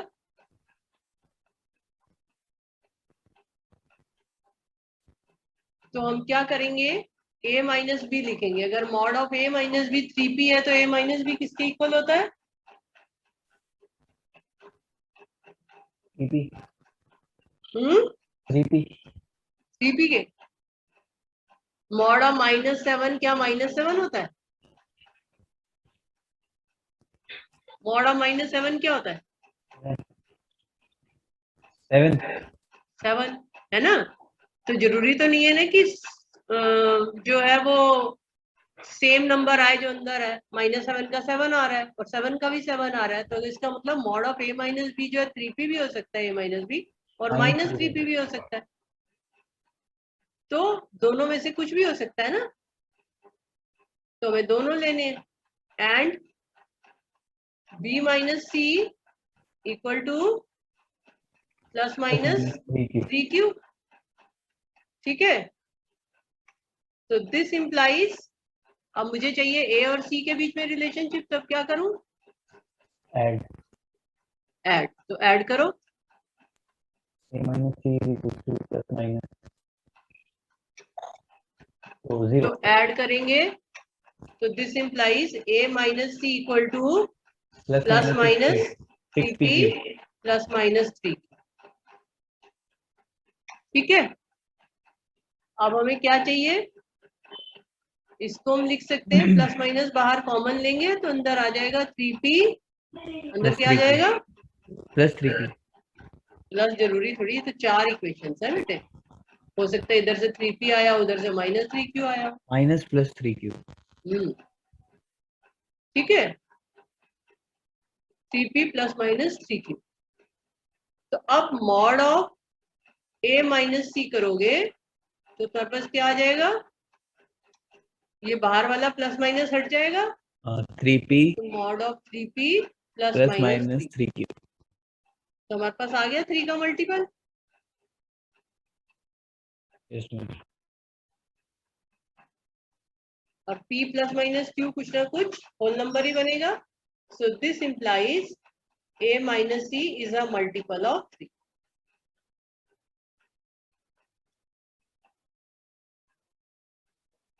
ठीक है. तो AC बिलोंग्स टू R. आ गया समझिए? Yes ma'am. तो देयरफॉर R इज, मैंने पूरा इसलिए लिख दिया है कि ये पूरा लॉन्ग क्वेश्चन कई बार पेपर में आया हुआ है. R is reflexive, symmetric and transitive. अब हमें इसमें चाहिए इक्विवेलेंस क्लास. इक्विवेलेंस क्लास मैंने पूछा नहीं किसकी इक्विवेलेंस क्लास, मैं सारी ही करा देती हूँ. मान लो मुझे इक्विवेलेंस क्लास चाहिए. पेपर में जिसकी आएगी उसी की लिखनी है, सारी नहीं लिखनी हमें, पर मैं तुम्हें प्रैक्टिस के लिए करा रही हूँ. मान लो मुझे इक्विवेलेंस क्लास 1 की चाहिए, तो इसमें क्या क्या आएगा? कौन कौन से एलिमेंट्स आएंगे इक्विवेलेंस क्लास 1 में? 3. पहले तो 1 खुद आएगा. 1 सॉरी 1. 1 माइनस 1 0 होता है. अच्छा, फिर उसके बाद 4. 1 माइनस 4, हाँ 3 आ जाएगा. ठीक है. 7. उसके बाद 7. 7, 10, कहाँ तक है? कहाँ तक लिया मैंने? 15 तक लिया.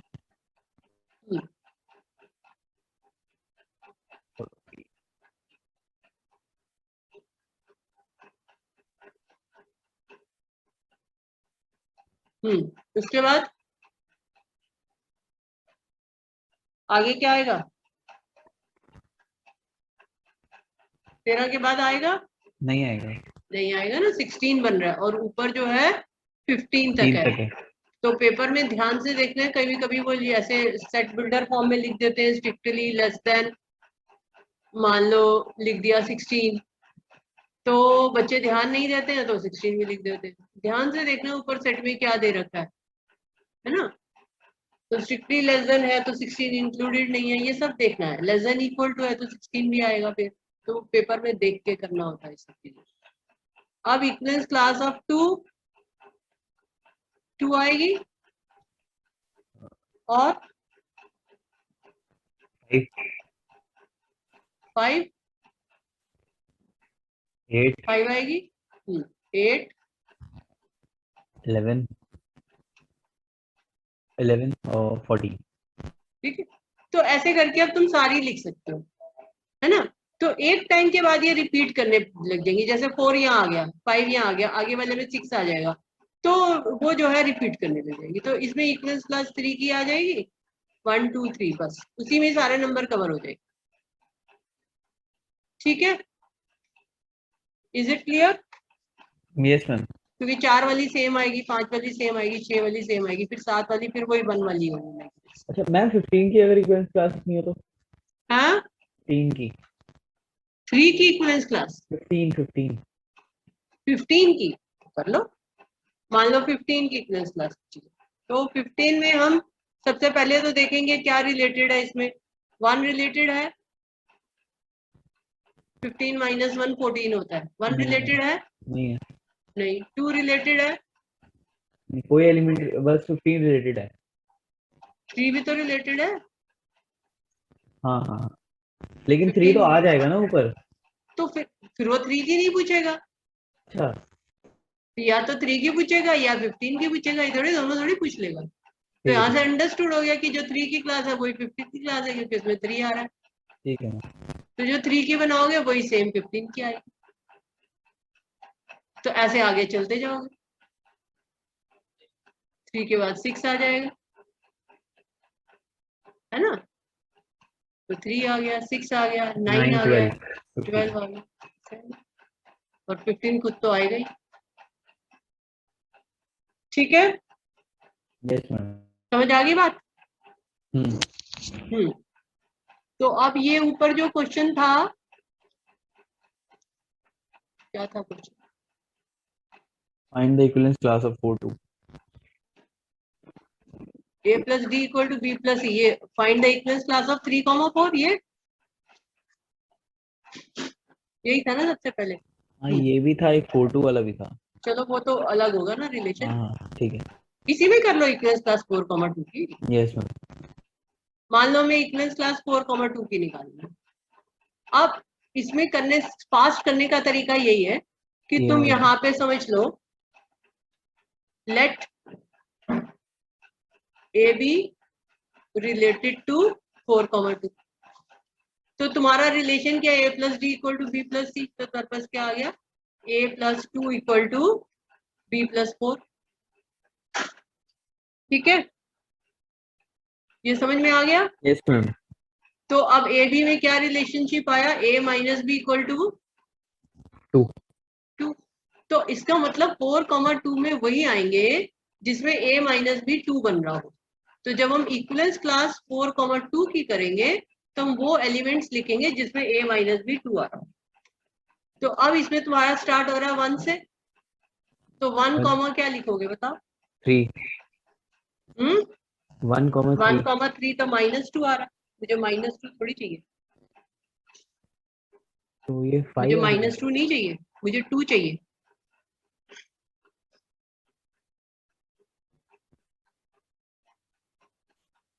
तो कहाँ से 1 स्टार्ट करेंगे? 1 के लिए तो 5 आ जाएगा। हाँ 1 के लिए तो 5 आ जाएगा। हाँ, नहीं 1 लिखेंगे ही नहीं ना, हमें तो वो एलिमेंट्स लिखने हैं जो रिलेटेड है। रिलेटेड कौन से होंगे? जिसमें a माइनस बी 2 आ रहा हो, पहला एलिमेंट माइनस दूसरा एलिमेंट 2 आ रहा हो। तो जैसे तुमने 3 लिखा, 3 1 2 होता है हम्म। ऐसे। अब तुमने लिखा 4 4,2 2 तो आएगा ही वो, ये हमेशा चेक करना है, ठीक है। फिर उसके बाद नेक्स्ट क्या आएगा, 5,3 2 होता है, 6,4 4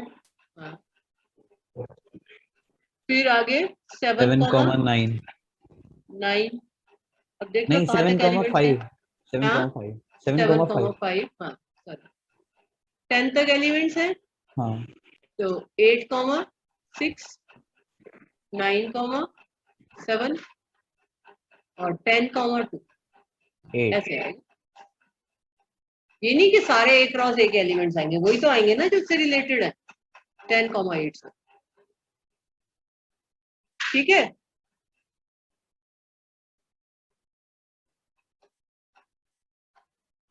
मान लो तुम्हें ये करना हो equivalence class of 3,4 AB is related to 3 4 अपने आप बनाओ, रिलेशन बनाओ।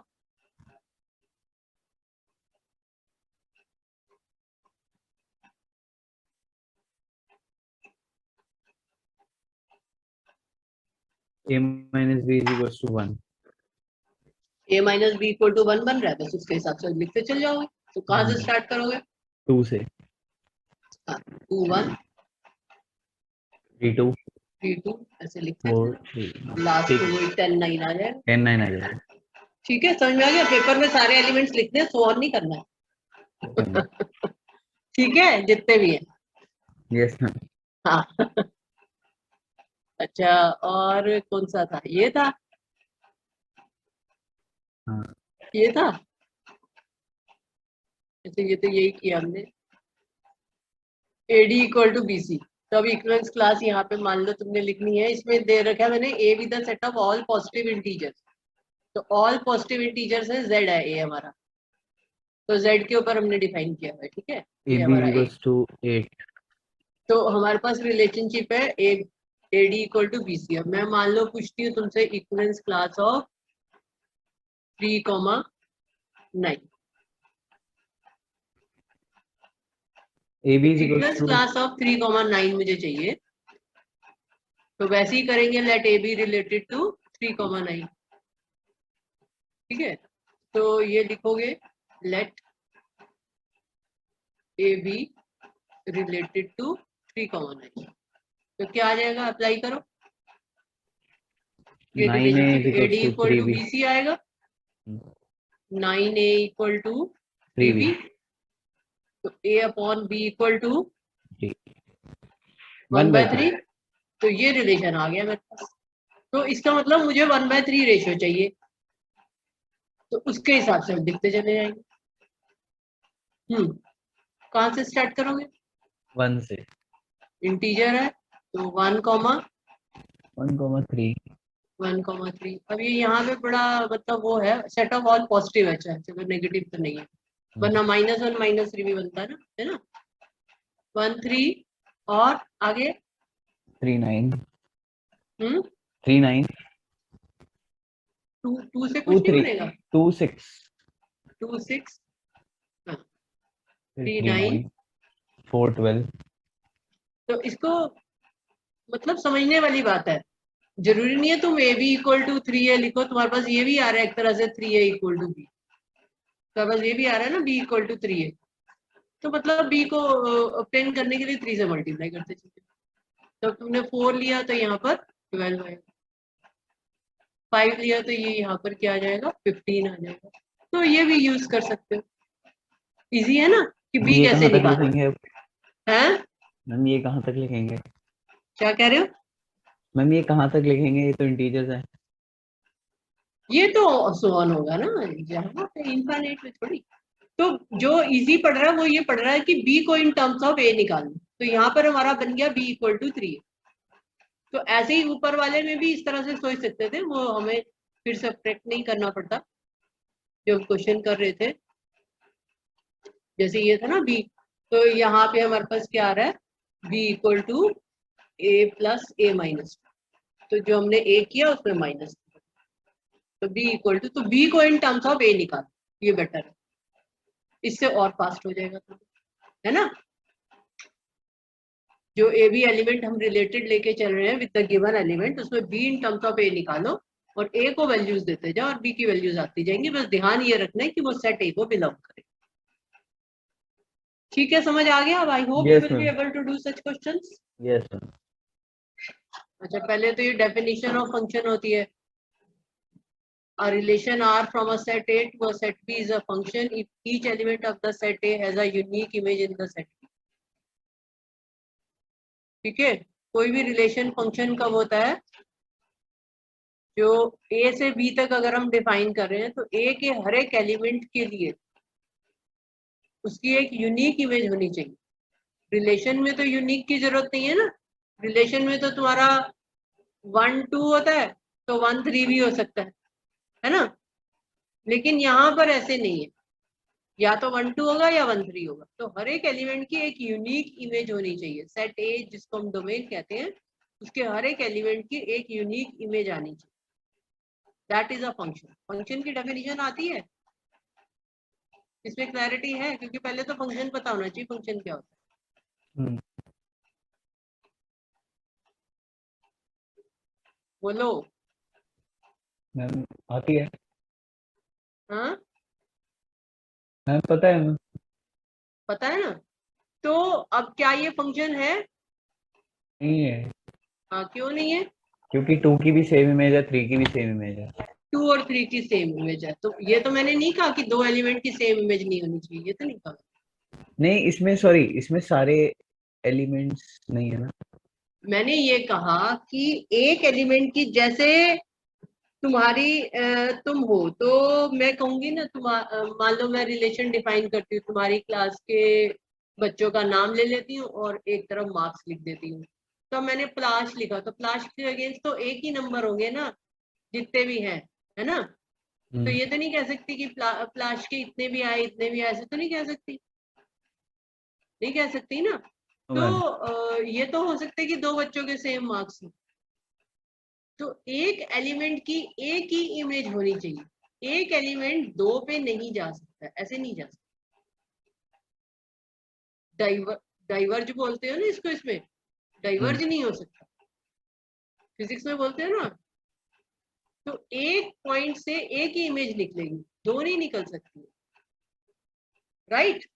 तो 2 की एक ही इमेज है बी, 1 की एक ही इमेज है ए, 3 की भी एक ही इमेज है बी। तो हर एक एलिमेंट की जो फर्स्ट सेट है जहां से हम फंक्शन डिफाइन कर रहे हैं, जिसको हम डोमेन कहते हैं, उसमें हर एक एलिमेंट की एक यूनिक इमेज होनी चाहिए।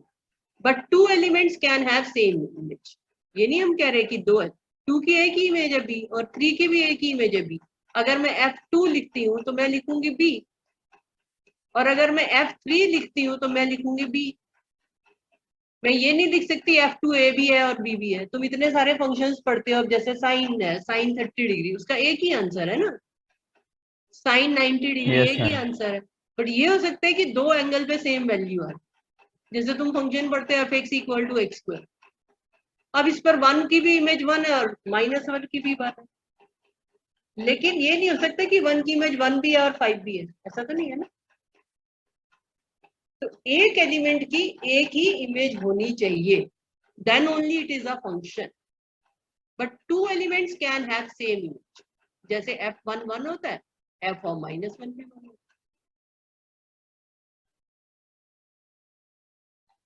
ठीक है, अगर हम fx equal to x square ले लें तो तुम्हारा कभी भी ऐसे नहीं बनेगा ग्राफ, इसका एरो डायग्राम कभी भी वो इस तरह से नहीं बनेगा, वो कन्वर्ज कर सकता है। ये समझ आ गया? Yes ma'am. तो अब इसमें दो वर्ड्स इंपॉर्टेंट है, एक तो ये ईच और एक unique. Each element should have unique image.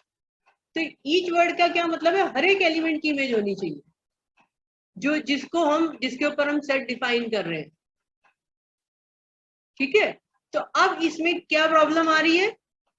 कोई एलिमेंट है जिसकी कोई इमेज नहीं है, 5 की कोई इमेज नहीं, so it is not a function because 5 has no image। and 5 के ऊपर हम जो डोमेन लेके चल रहे हैं वो 1 to 5 लेके, तो मैं 1 to 4 डोमेन लेके चलती तो ठीक था। मैंने 1 to 5 डोमेन लिया तो फिर 5 की इमेज भी होनी चाहिए थी। ठीक है? Yes ma'am. अच्छा, फिर उसके बाद तो ये हम लिखेंगे 5 belongs to A is not associated with any element of B. अब ये फंक्शन है, जी फंक्शन है, यस हाँ है। ठीक है ना, हर एक एलिमेंट की इमेज है, कोई प्रॉब्लम नहीं है, so it is a function. अच्छा, अब सी नहीं है। एच फंक्शन है फ्रॉम सी टू डी। नहीं है, नहीं है। हाँ, क्योंकि 2 की 2 इमेजेस हैं, बी और सी, H2B भी आ रहा है और H2C भी आ रहा है, so it is not a function. ठीक है, तो मैं तुम्हें बता चुकी हूँ कि डोमेन क्या होती है, जहां से फंक्शन जिसके ऊपर हम डिफाइन करते हैं। तो अगर हम FA to B कर रहे हैं तो A हमारा डोमेन होता है, B हमारा क्या होता है, B को क्या बोलते हैं, कोडोमेन। कोडोमेन। और एक और टर्म आती है इसमें, रेंज। रेंज क्या होती है, रेंज ऑफ अ फंक्शन क्या आती है, range is subset of B. Set of images. Range क्या होती है, set of images. Set of images. तो अब ये जो फंक्शन f है, इसमें सेट ऑफ इमेजेस क्या है, ABD। ABD। तो रेंज ऑफ f क्या हो गई, ABD, सेट नोटेशन में लिखेंगे, ठीक है। इसी तरह से रेंज ऑफ g क्या हो गई यहाँ पर, वही ABD। ABD बन रही है ना।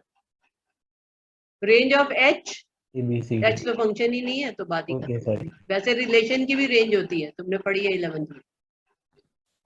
अच्छा, अब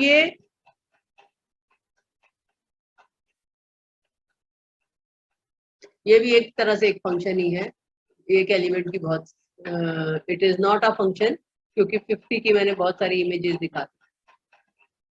तो अब ये फंक्शन की बात समझ आ गई तुम्हें? Yes ma'am. तो अब इसमें नेक्स्ट क्या है, 1 to 1 फंक्शन। 1 to 1 फंक्शन को हम इंजेक्टिव फंक्शन भी कहते हैं। तो कोई भी फंक्शन जो है वो 1 to 1 कब होता है, if each element of the range, range का हर एक एलिमेंट, रेंज लिखा है, ध्यान रखना, कोड में नहीं कहती, each element of the range has a unique pre-image। तो अगर रेंज के हर एक एलिमेंट की यूनिक प्री इमेज होती है तो हम उसको 1-1 फंक्शन कहते हैं, ठीक है। तो अब ये यहाँ पे प्री इमेज समझते हो ना तुम, जैसे A की प्री इमेज क्या है, 1, B की प्री इमेजेस क्या है, 2 3, D की प्री इमेज क्या है, 4। तो हर एक एलिमेंट की यूनिक प्री इमेज होनी चाहिए। तो A की यूनिक प्री इमेज है, पर B की तो 2 प्री इमेजेस है, 2 और 3। तो it is not 1-1 function, it is not injective. 1-1 के लिए दोनों एक ही प्री इमेज होनी चाहिए। जैसे फंक्शन के लिए इमेज यूनिक चाहिए, 1-1 फंक्शन के लिए इमेज तो यूनिक चाहिए, बट साथ के साथ प्री इमेज भी यूनिक होनी चाहिए, तभी वो 1-1 फंक्शन है। 1 to 1, 1-1, इंजेक्टिव, सब एक ही बात। समझ आ गया? हम ऐसा कह सकते हैं कि सेट ए के हर एक एलिमेंट, मतलब ईच एलिमेंट की बस एक ही इमेज होनी चाहिए सेट बी में। हाँ, तो हर एक एलिमेंट की तो एक ही इमेज है, 2 की एक ही इमेज है, बी यूनिक। की भी एक ही इमेज है, बी, यूनिक यूनिक है ना। यूनिक इमेज तो है, लेकिन यूनिक प्री इमेज चाहिए हमें 1-1 के लिए। मतलब no two element should have same image, that is the meaning. No two element should have same image 1-1 के लिए। अब ये 1-1 है, नहीं है। नहीं, G is not 1-1, H ये तो फंक्शन ही नहीं है। फंक्शन नहीं है। फंक्शन नहीं है। अब ये 1-1 है, 1 की इमेज 1, 2 की इमेज 4। ये मैंने क्या फंक्शन डिफाइन किया है, N2R fx equal to x2। तो ये हमारे पास f जो है, f is 1, ठीक है। अब क्या अगर मैं f जो है सेम फंक्शन रखूं और r to r डिफाइन करूं और अभी कहूं fx equal to x, तो क्या ये 1-1 होगा? ये सेट जो है मैं n ना लेके अगर r ले लेती, सारे रियल नंबर्स ले लेती हैं, तो क्या ये 1-1 होता? तो सोचो। होता नहीं होता fx नहीं इक्वल होता टू एक्स, क्यों नहीं होगा? क्योंकि -1 का 1 आ जाता है, 1 का भी 1 आ जाता है। f1 1 आएगा, f और -1 भी 1 आ जाएगा, है ना? Yes ma'am. ठीक है, f2 4 आएगा, f और -2 में तो एक ही एग्जांपल काफी है, दो की जरूरत नहीं होती है, तो f और -2 भी 4 आ जाएगा, तो इट इज नॉट 1 1। लेकिन अगर ये n2 आ रहा है तो ये 1 1 हो जाएगा। समझ में आ गई बात? Yes ma'am.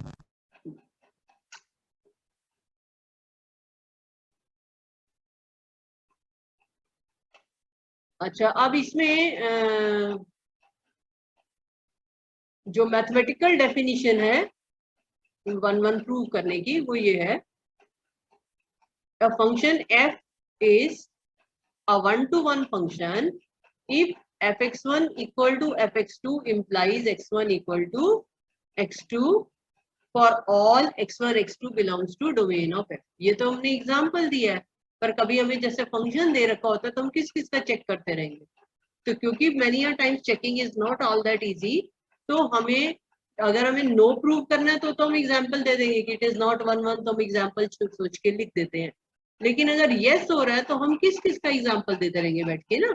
Non ending set है, इनफाइनाइट सेट्स होते हैं हमारे पास, तो उसके लिए ये डेफिनेशन कि अगर fx1 और fx2 इक्वल हैं, x1 और x2 की सेम इमेज है, तो x1 और x2 को भी सेम होना पड़ेगा for the function to be 1। यही हम कह रहे हैं ना कि अगर दो एलिमेंट्स की सेम इमेज है तो वो दो एलिमेंट ना होके सेम एलिमेंट होने चाहिए, तभी वो फंक्शन 1 1 होगा। तो ये हम यूज करते हैं प्रूफ करने में फंक्शन को 1। ठीक है, समझ आ गया? Yes ma'am. अब अगर हमारा जैसे ये वाला क्वेश्चन है नेचुरल नंबर वाला, n2r था, तो fx equal to x square, इस केस में ये 1 1 बन रहा है क्योंकि नेगेटिव एलिमेंट्स ही नहीं है। तो यहाँ पर x1 square equal to x2 square आएगा, तो हम लिख सकते हैं x1 इक्वल टू x2 अगर वो नेचुरल नंबर है। पर यही अगर हमारा f जो है वो r टू r होता और हम डिफाइन करते हैं fx equal to x square, तो अब इसमें जब fx1 इक्वल टू fx2 करेंगे, इसका प्रूफ जब भी होता है, प्रूव करना होता है हमें 1 1, तो हम ऐसे स्टार्ट करते हैं, late fx1 equal to fx2। तो यहाँ पर x1 square equal to x2 square करेंगे, तो हमारे पास x1 इक्वल टू क्या आ जाएगा? रात में जब हम सॉल्व करते हैं तो जनरल सोल्यूशन क्या होता है? x1 equal to x2 plus minus x2 है ना? प्लस माइनस लेना पड़ेगा, पर यहाँ पे मुझे प्लस माइनस नहीं लेना क्योंकि मुझे पता है मेरे x1 x2 नेचुरल नंबर, तो x1 इक्वल टू, पर यहाँ पर मुझे पता है कि x1 x2 क्या है? Real number. fx1 equal to fx2, यहाँ पर x1 x2 belongs to r है। तो ये फर्क है, तो जिस हिसाब से डोमेन लेके चल रहे हैं उसी हिसाब से हम बात करते हैं। तो यहाँ पर आ जाएगा f is not 1 1, function same है पर हमने अगर उसकी डोमेन चेंज कर दी तो वही फंक्शन 1 1 से नॉट 1 1 में आ जाता है। ठीक है, ये z2r भी वही चीज बनेगी, नेगेटिव एलिमेंट्स। तो फिर नेक्स्ट है onto function. Onto function क्या होता है? Function f is called onto function if its range equal to codomain. तो अगर रेंज इक्वल टू कोडोमेन होती है तो हम उसको ऑन टू फंक्शन कहते हैं। फंक्शन के लिए कोई भी एलिमेंट जो है डोमेन में नहीं बचना चाहिए, सबकी इमेज होनी चाहिए। ऑन टू के लिए हर एक एलिमेंट की प्री इमेज होनी चाहिए, जो कोडोमेन में एलिमेंट्स हैं सबकी प्री इमेज होनी चाहिए, तभी वो ऑन टू हो। तो ऑन टू के लिए कंडीशन क्या है? Range equal to code. तो function which is not onto is called into function. Into function तो सभी को ही बोलते हैं इस तरह से। तो ऑन टू फंक्शन को हम सर्जेक्टिव फंक्शन भी बोलते हैं। सर्जेक्टिव फंक्शन या ऑन टू फंक्शन एक ही बात। ठीक है, ये आइडिया हो गया आप स्टूडेंट? Yes ma'am. अब f such that z2r defined by fx equal to x square is not on to। क्यों on to नहीं है? क्योंकि जब हम यहाँ पर इसका अगर हम एरो डायग्राम को ऑब्जर्व करें तो मैंने यहाँ पर r ले लिया और यहाँ z ले लिया, तो अब -1 की यहाँ पर कोई प्री इमेज नहीं आएगी, किसी नंबर का स्क्वायर -1 होता ही नहीं, हमने डिफाइन किया f(x = x², तो इट इज नॉट ऑन। तो अगर हम z to r डिफाइन करते हैं तो इट इज नॉट ऑन। लेकिन अगर मैं इसको जैसे मैंने यहाँ लिया f such that n to n f(x = x², अब ये ऑन टू बनेगा, नो ऑन टू बनेगा, बन जाएगा, नहीं बन बनेगा, जाएगा। नहीं बनेगा, हर एक एलिमेंट की प्री इमेज होगी, होगी, मान लो ये n लिया और यहाँ पर भी n लिया, तो जब तुम इमेजेस करोगे f(x = नहीं होगी, x² नहीं के होगी, अंदर, नहीं होगी, नहीं होगी, हाँ तो किसकी प्री इमेज नहीं आ रही? 2 की, तो ऐसे बहुत एलिमेंट्स हैं, 2 की नहीं आएगी, 3 की नहीं आएगी, है ना, 5 की नहीं आएगी, तो ऐसे 5 की भी नहीं आएगी, तो बहुत एलिमेंट्स हैं, तो एक की भी अगर प्री इमेज नहीं आ रही तो it is not onto. ठीक है, समझ आ गई बात? तो ये फंक्शन जो है सर्जेक्टिव नहीं है, because 2 belongs to codomain n has no preimage. अब ये मैंने डिफाइन किया हुआ है f z2 n union 0 f(x = mod x). अब ये 1 1 होगा, देखो इसको, f(x = mod x) 1 1 होगा, नहीं होगा, नहीं होगा, हाँ तो एग्जांपल दो। -1 1, हम्म, -1 और 1, -1 और 1 की सेम इमेज आएगी, है ना, 1, ठीक है। और जो सर्जेक्टिव होगा,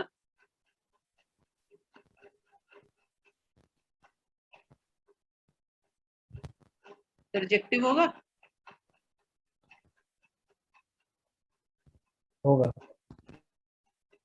होगा, है ना, हर एक एलिमेंट की प्री इमेज एग्जिस्ट करेगी, करेगी। अगर ये राइट। n to z होता तो नहीं होता ना, z to n होता तो अगर n to z होता, हाँ फिर सर्जेक्टिव नहीं होता, हाँ, f such that n to z f(x = mod x), यही कह रहे हो ना, यस मैम, तो ये नॉट ऑन टू बन जाए, क्योंकि नेगेटिव एलिमेंट्स की कोई प्री इमेज नहीं आएगी। नहीं आएगी, इस केस में जो रेंज है वो हमारी 1 2 3 सो ऑन ये बन रही है, तो विच इज नेचुरल नंबर, तो natural number is not equal to z, range should be equal to codomain, codomain क्या है z, so it is not on to। एक एग्जांपल देके भी चलेगा, that -1 has no pre-image so it is not on। या हम लिखते हैं range is not subset of, range is not equal to codomain, इसलिए वो नॉट ऑन टू। इसके बाद बाइजेक्टिव फंक्शन, बाइजेक्टिव फंक्शन के लिए क्या है, which is both 1 1 and on. अगर फंक्शन 1 1 और ऑन टू दोनों है तो हम उसको बाइजेक्टिव फंक्शन, इसमें मैंने ये कांस्टेंट फंक्शन डिफाइन कर रखा है, f(x = कांस्टेंट। कांस्टेंट फंक्शन समझते हो, जैसे तुम डिफाइन करो f(x = 5, तो अब ये 1 1 होगा,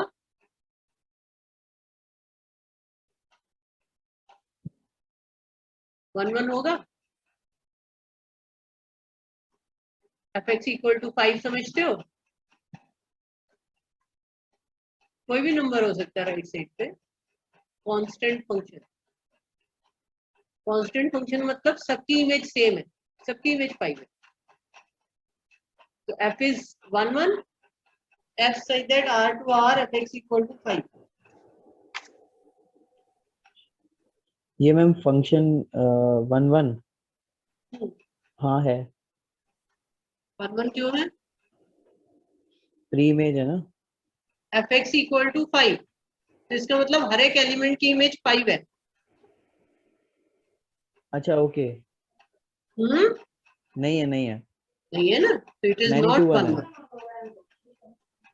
और ऑन टू होगा, ऑन टू इसका डोमेन 5 है ना, या r है, ओके r है ना, और तो नहीं, ऑन टू नहीं होगा, अगर इसका ऑन टू होने के लिए इसका कोडोमेन क्या होना चाहिए था, कोडोमेन 5 होना चाहिए था।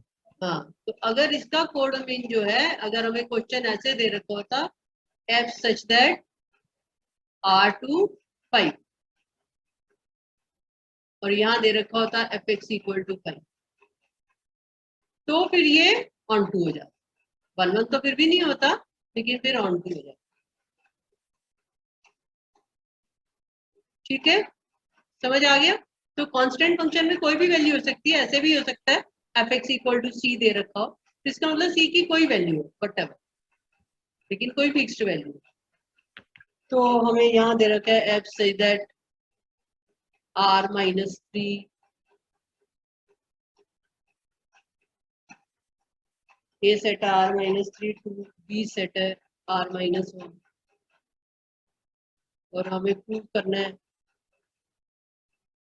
fx equal to x minus 2 upon x minus 3, और हमें शो करना है कि f इज 1 1 एंड ऑन टू। तो हमें वो स्टार्ट वैसे ही करना पड़ेगा, late fx1 equal to fx, और फिर पुट करके सिंप्लीफाई करके एंड में हमें आंसर निकालना पड़ेगा x1 इक्वल टू x2। तो ये सारे स्टेप्स फॉलो करके तुम यहाँ पे जब सब्स्टिट्यूट करोगे तो ऐसा कुछ आ जाएगा, x2 minus 2 upon x2 minus 3, फिर इसको क्रॉस मल्टीप्लाई करके सिंप्लीफाई करके एंड में आंसर ये आना चाहिए। तो अगर ये आंसर आ जाता है तो दिस इंप्लाइज f इज 1। समझ में आया कैसे 1 1 प्रूव करना? Yes ma'am. और ऑन टू के लिए हम यहाँ पर एलिमेंट लेते हैं और शो करते हैं कि उसकी फ्री इमेज जो है डोमेन में एग्जिस्ट करती है। मैम इस फंक्शन को y के इक्वल रखेंगे ना ऑन टू onto के पे? लिए हाँ हैं, यस मैम। ऑन टू के लिए हम ऐसे ले लेते हैं कि let y belongs to b। b हमारा सेट क्या है, r माइनस 1, क्या था, 3 3 r माइनस 1। तो इसका मतलब हमारे पास ये आ गया कि y is not equal to 1। ठीक है, और y क्या है, कोई भी रियल नंबर है एक्सेप्ट। तो हम ये यहाँ पे हम क्या करते हैं कि ये हमारा सेट A है, ये हमारा सेट B है। तो हम B सेट में एलिमेंट ले लिया मैंने y, अब मुझे इसकी प्री इमेज शो करनी है, यहाँ एग्जिस्ट करती है, तो मैं इसकी प्री इमेज निकालूंगी और ये शो करूंगी कि वो A को बिलोंग करती है। अगर वो A को बिलोंग करती है तो इसका मतलब कि वो हमारा फंक्शन ऑन टू है। तो हम इसको स्टार्ट ऐसे ही करते हैं, let fx equal to y। हमने B में एलिमेंट ले लिया y, let fx equal to y। अब fx की डेफिनेशन क्या है, x minus 2 upon x minus 3, तो ये यहाँ पे पुट कर देंगे। अब x की वैल्यू निकालेंगे क्योंकि मुझे इसकी प्री इमेज निकालनी है ना, तो yx माइनस 3y, तो x minus X Y equal to 2 minus 3। तो सॉल्व करेंगे तो x equal to X common ले लोगे तो ये 2 minus 3y upon 1 minus Y. ठीक है, यहाँ तक समझ आ गया? Yes ma'am. तो अब ये इसकी प्री इमेज आ गई। अब मुझे ये शो करना है कि ये प्री इमेज ए को बिलोंग करती है। ए सेट क्या है हमारा, ए सेट है r माइनस 3। तो क्योंकि y नॉट इक्वल टू 1 है, this implies 2 minus 3y upon 1 minus y, क्योंकि y 1 नहीं है तो इसका मतलब ये एक रियल नंबर होगा ही होगा। Yes ma'am. ठीक है, लेकिन मुझे प्रूव करना है कि ये बिलोंग करता है r माइनस 3 को, तो इसका मतलब ये 3 के इक्वल नहीं होना चाहिए। तो हम अब कैसे कहें कि 3 के इक्वल नहीं है, तो हम कहते हैं let if possible 2 minus 3y upon 1 minus y equal to 3। तो हम देखते हैं क्या ये 3 बन सकता है कि नहीं। तो 2 minus 3y equal to 3 minus 3y, तो हमारे पास यहाँ पर आ गया 2 इक्वल टू 3। तो ये तो मैथ में हो नहीं सकता, सो इट इज अ कॉन्ट्राडिक्शन। ये जो मैंने साइन बनाया इट इज कॉन्ट्राडिक्शन साइन। तो ये क्योंकि कॉन्ट्राडिक्शन आ रही है हमारे पास, इसका मतलब क्या है कि therefore 2 minus 3y upon 1 minus y is not equal to 3। हमने ये कह दिया ये रियल नंबर है, हमने ये भी शो कर दिया कि ये 3 के इक्वल नहीं है, तो इसका मतलब क्या हुआ कि 2 minus 3y upon 1 minus y belongs to r minus 3 which is set A। तो हमने डोमेन में शो कर दी प्री इमेज, ठीक है, ये A को Yes, बिलोंग ma'am. करता है, और हमने ये शो कर दिया कि f x हमारा y था ना, तो f of 2 minus 3 upon 1 minus y is equal to y। ये तो हम लेके ही चले थे f x equal to y, ठीक है। तो f x equal to y था हमारा, तो हमारा f x y के इक्वल भी है, और ये जो हमने प्री इमेज निकाली है वो A को बिलोंग भी करती है, तो इसका मतलब therefore f is onto. तो सब्जेक्टिव हो गया ये, तो ये सब ऑन टू भी है, 1 1 भी है, तो f is in bijective. f is both 1 1 and on। This implies f is bijective. अब बताओ कुछ नहीं समझ में आया, तो ये एक जनरल मेथड है करने का। आगे मैम। पहले fx1 इक्वल टू fx2 लेके x1 equal to x2 solve करके f11 हो जाता है। फिर ऑन टू के लिए जो कोडोमेन है उसमें एक एलिमेंट लो कोई भी y, और fx इक्वल टू y लिखो, देखो y के ऊपर क्या कंडीशन बन रही है अकॉर्डिंग टू सेट b। ध्यान रखना है कि b सेट क्या दे रखा है, फिर उसकी प्री इमेज निकालो, x की वैल्यू निकालो, और ये जो प्री इमेज आ गई इसको शो करो कि वो सेट डोमेन को बिलोंग करती है। और नॉट ऑन टू होगा तो एग्जाम्पल से ही हो जाएगा, कोई ना कोई एग्जाम्पल मिल ही जाएगा जिसमें वो not onto. Ma'am bijective मतलब सब्जेक्टिव और इंजेक्टिव दोनों होता है ना? हाँ, बोथ बोथ। ये तो लिखा है ना कि it is both 1 1 and onto, yes ma'am. Therefore f is bijective. Injective 1 1, surjective onto, bijective bi से शुरू हो रहा है तो बाइजेक्टिव बाई मतलब 2, तो बोथ, ठीक है। Yes ma'am. ये जो तुम्हारे आगे के एक्सरसाइजेस कटी हुई हैं, लेकिन जो ये क्वेश्चंस हैं जैसे क्वेश्चन नंबर 6 है, 7 है एक्सरसाइज 1.3 में, या 8 है, तो इसका तुम 1 1 ऑन टू कर सकते हो इन क्वेश्चंस का। Okay ma'am. 1 1 ऑन टू की प्रैक्टिस कर सकते हो। जैसे ये 6 तो है ही, यही question show that it is 1 1। Inverse नहीं निकालना है तुम्हें, पर 1 1 तो कर सकते हो ना। ऐसे ही 7th में भी तुम शो कर सकते हो, जहां भी लिखा है show that f is invertible, इसका मतलब f is both 1 1 and onto. तो 7th और 8th दोनों में कर सकते हो, तो कम से कम ऐसे सिंपल वाले क्वेश्चंस की प्रैक्टिस कर लेंगे, ठीक है। और कुछ रह गया? No ma'am.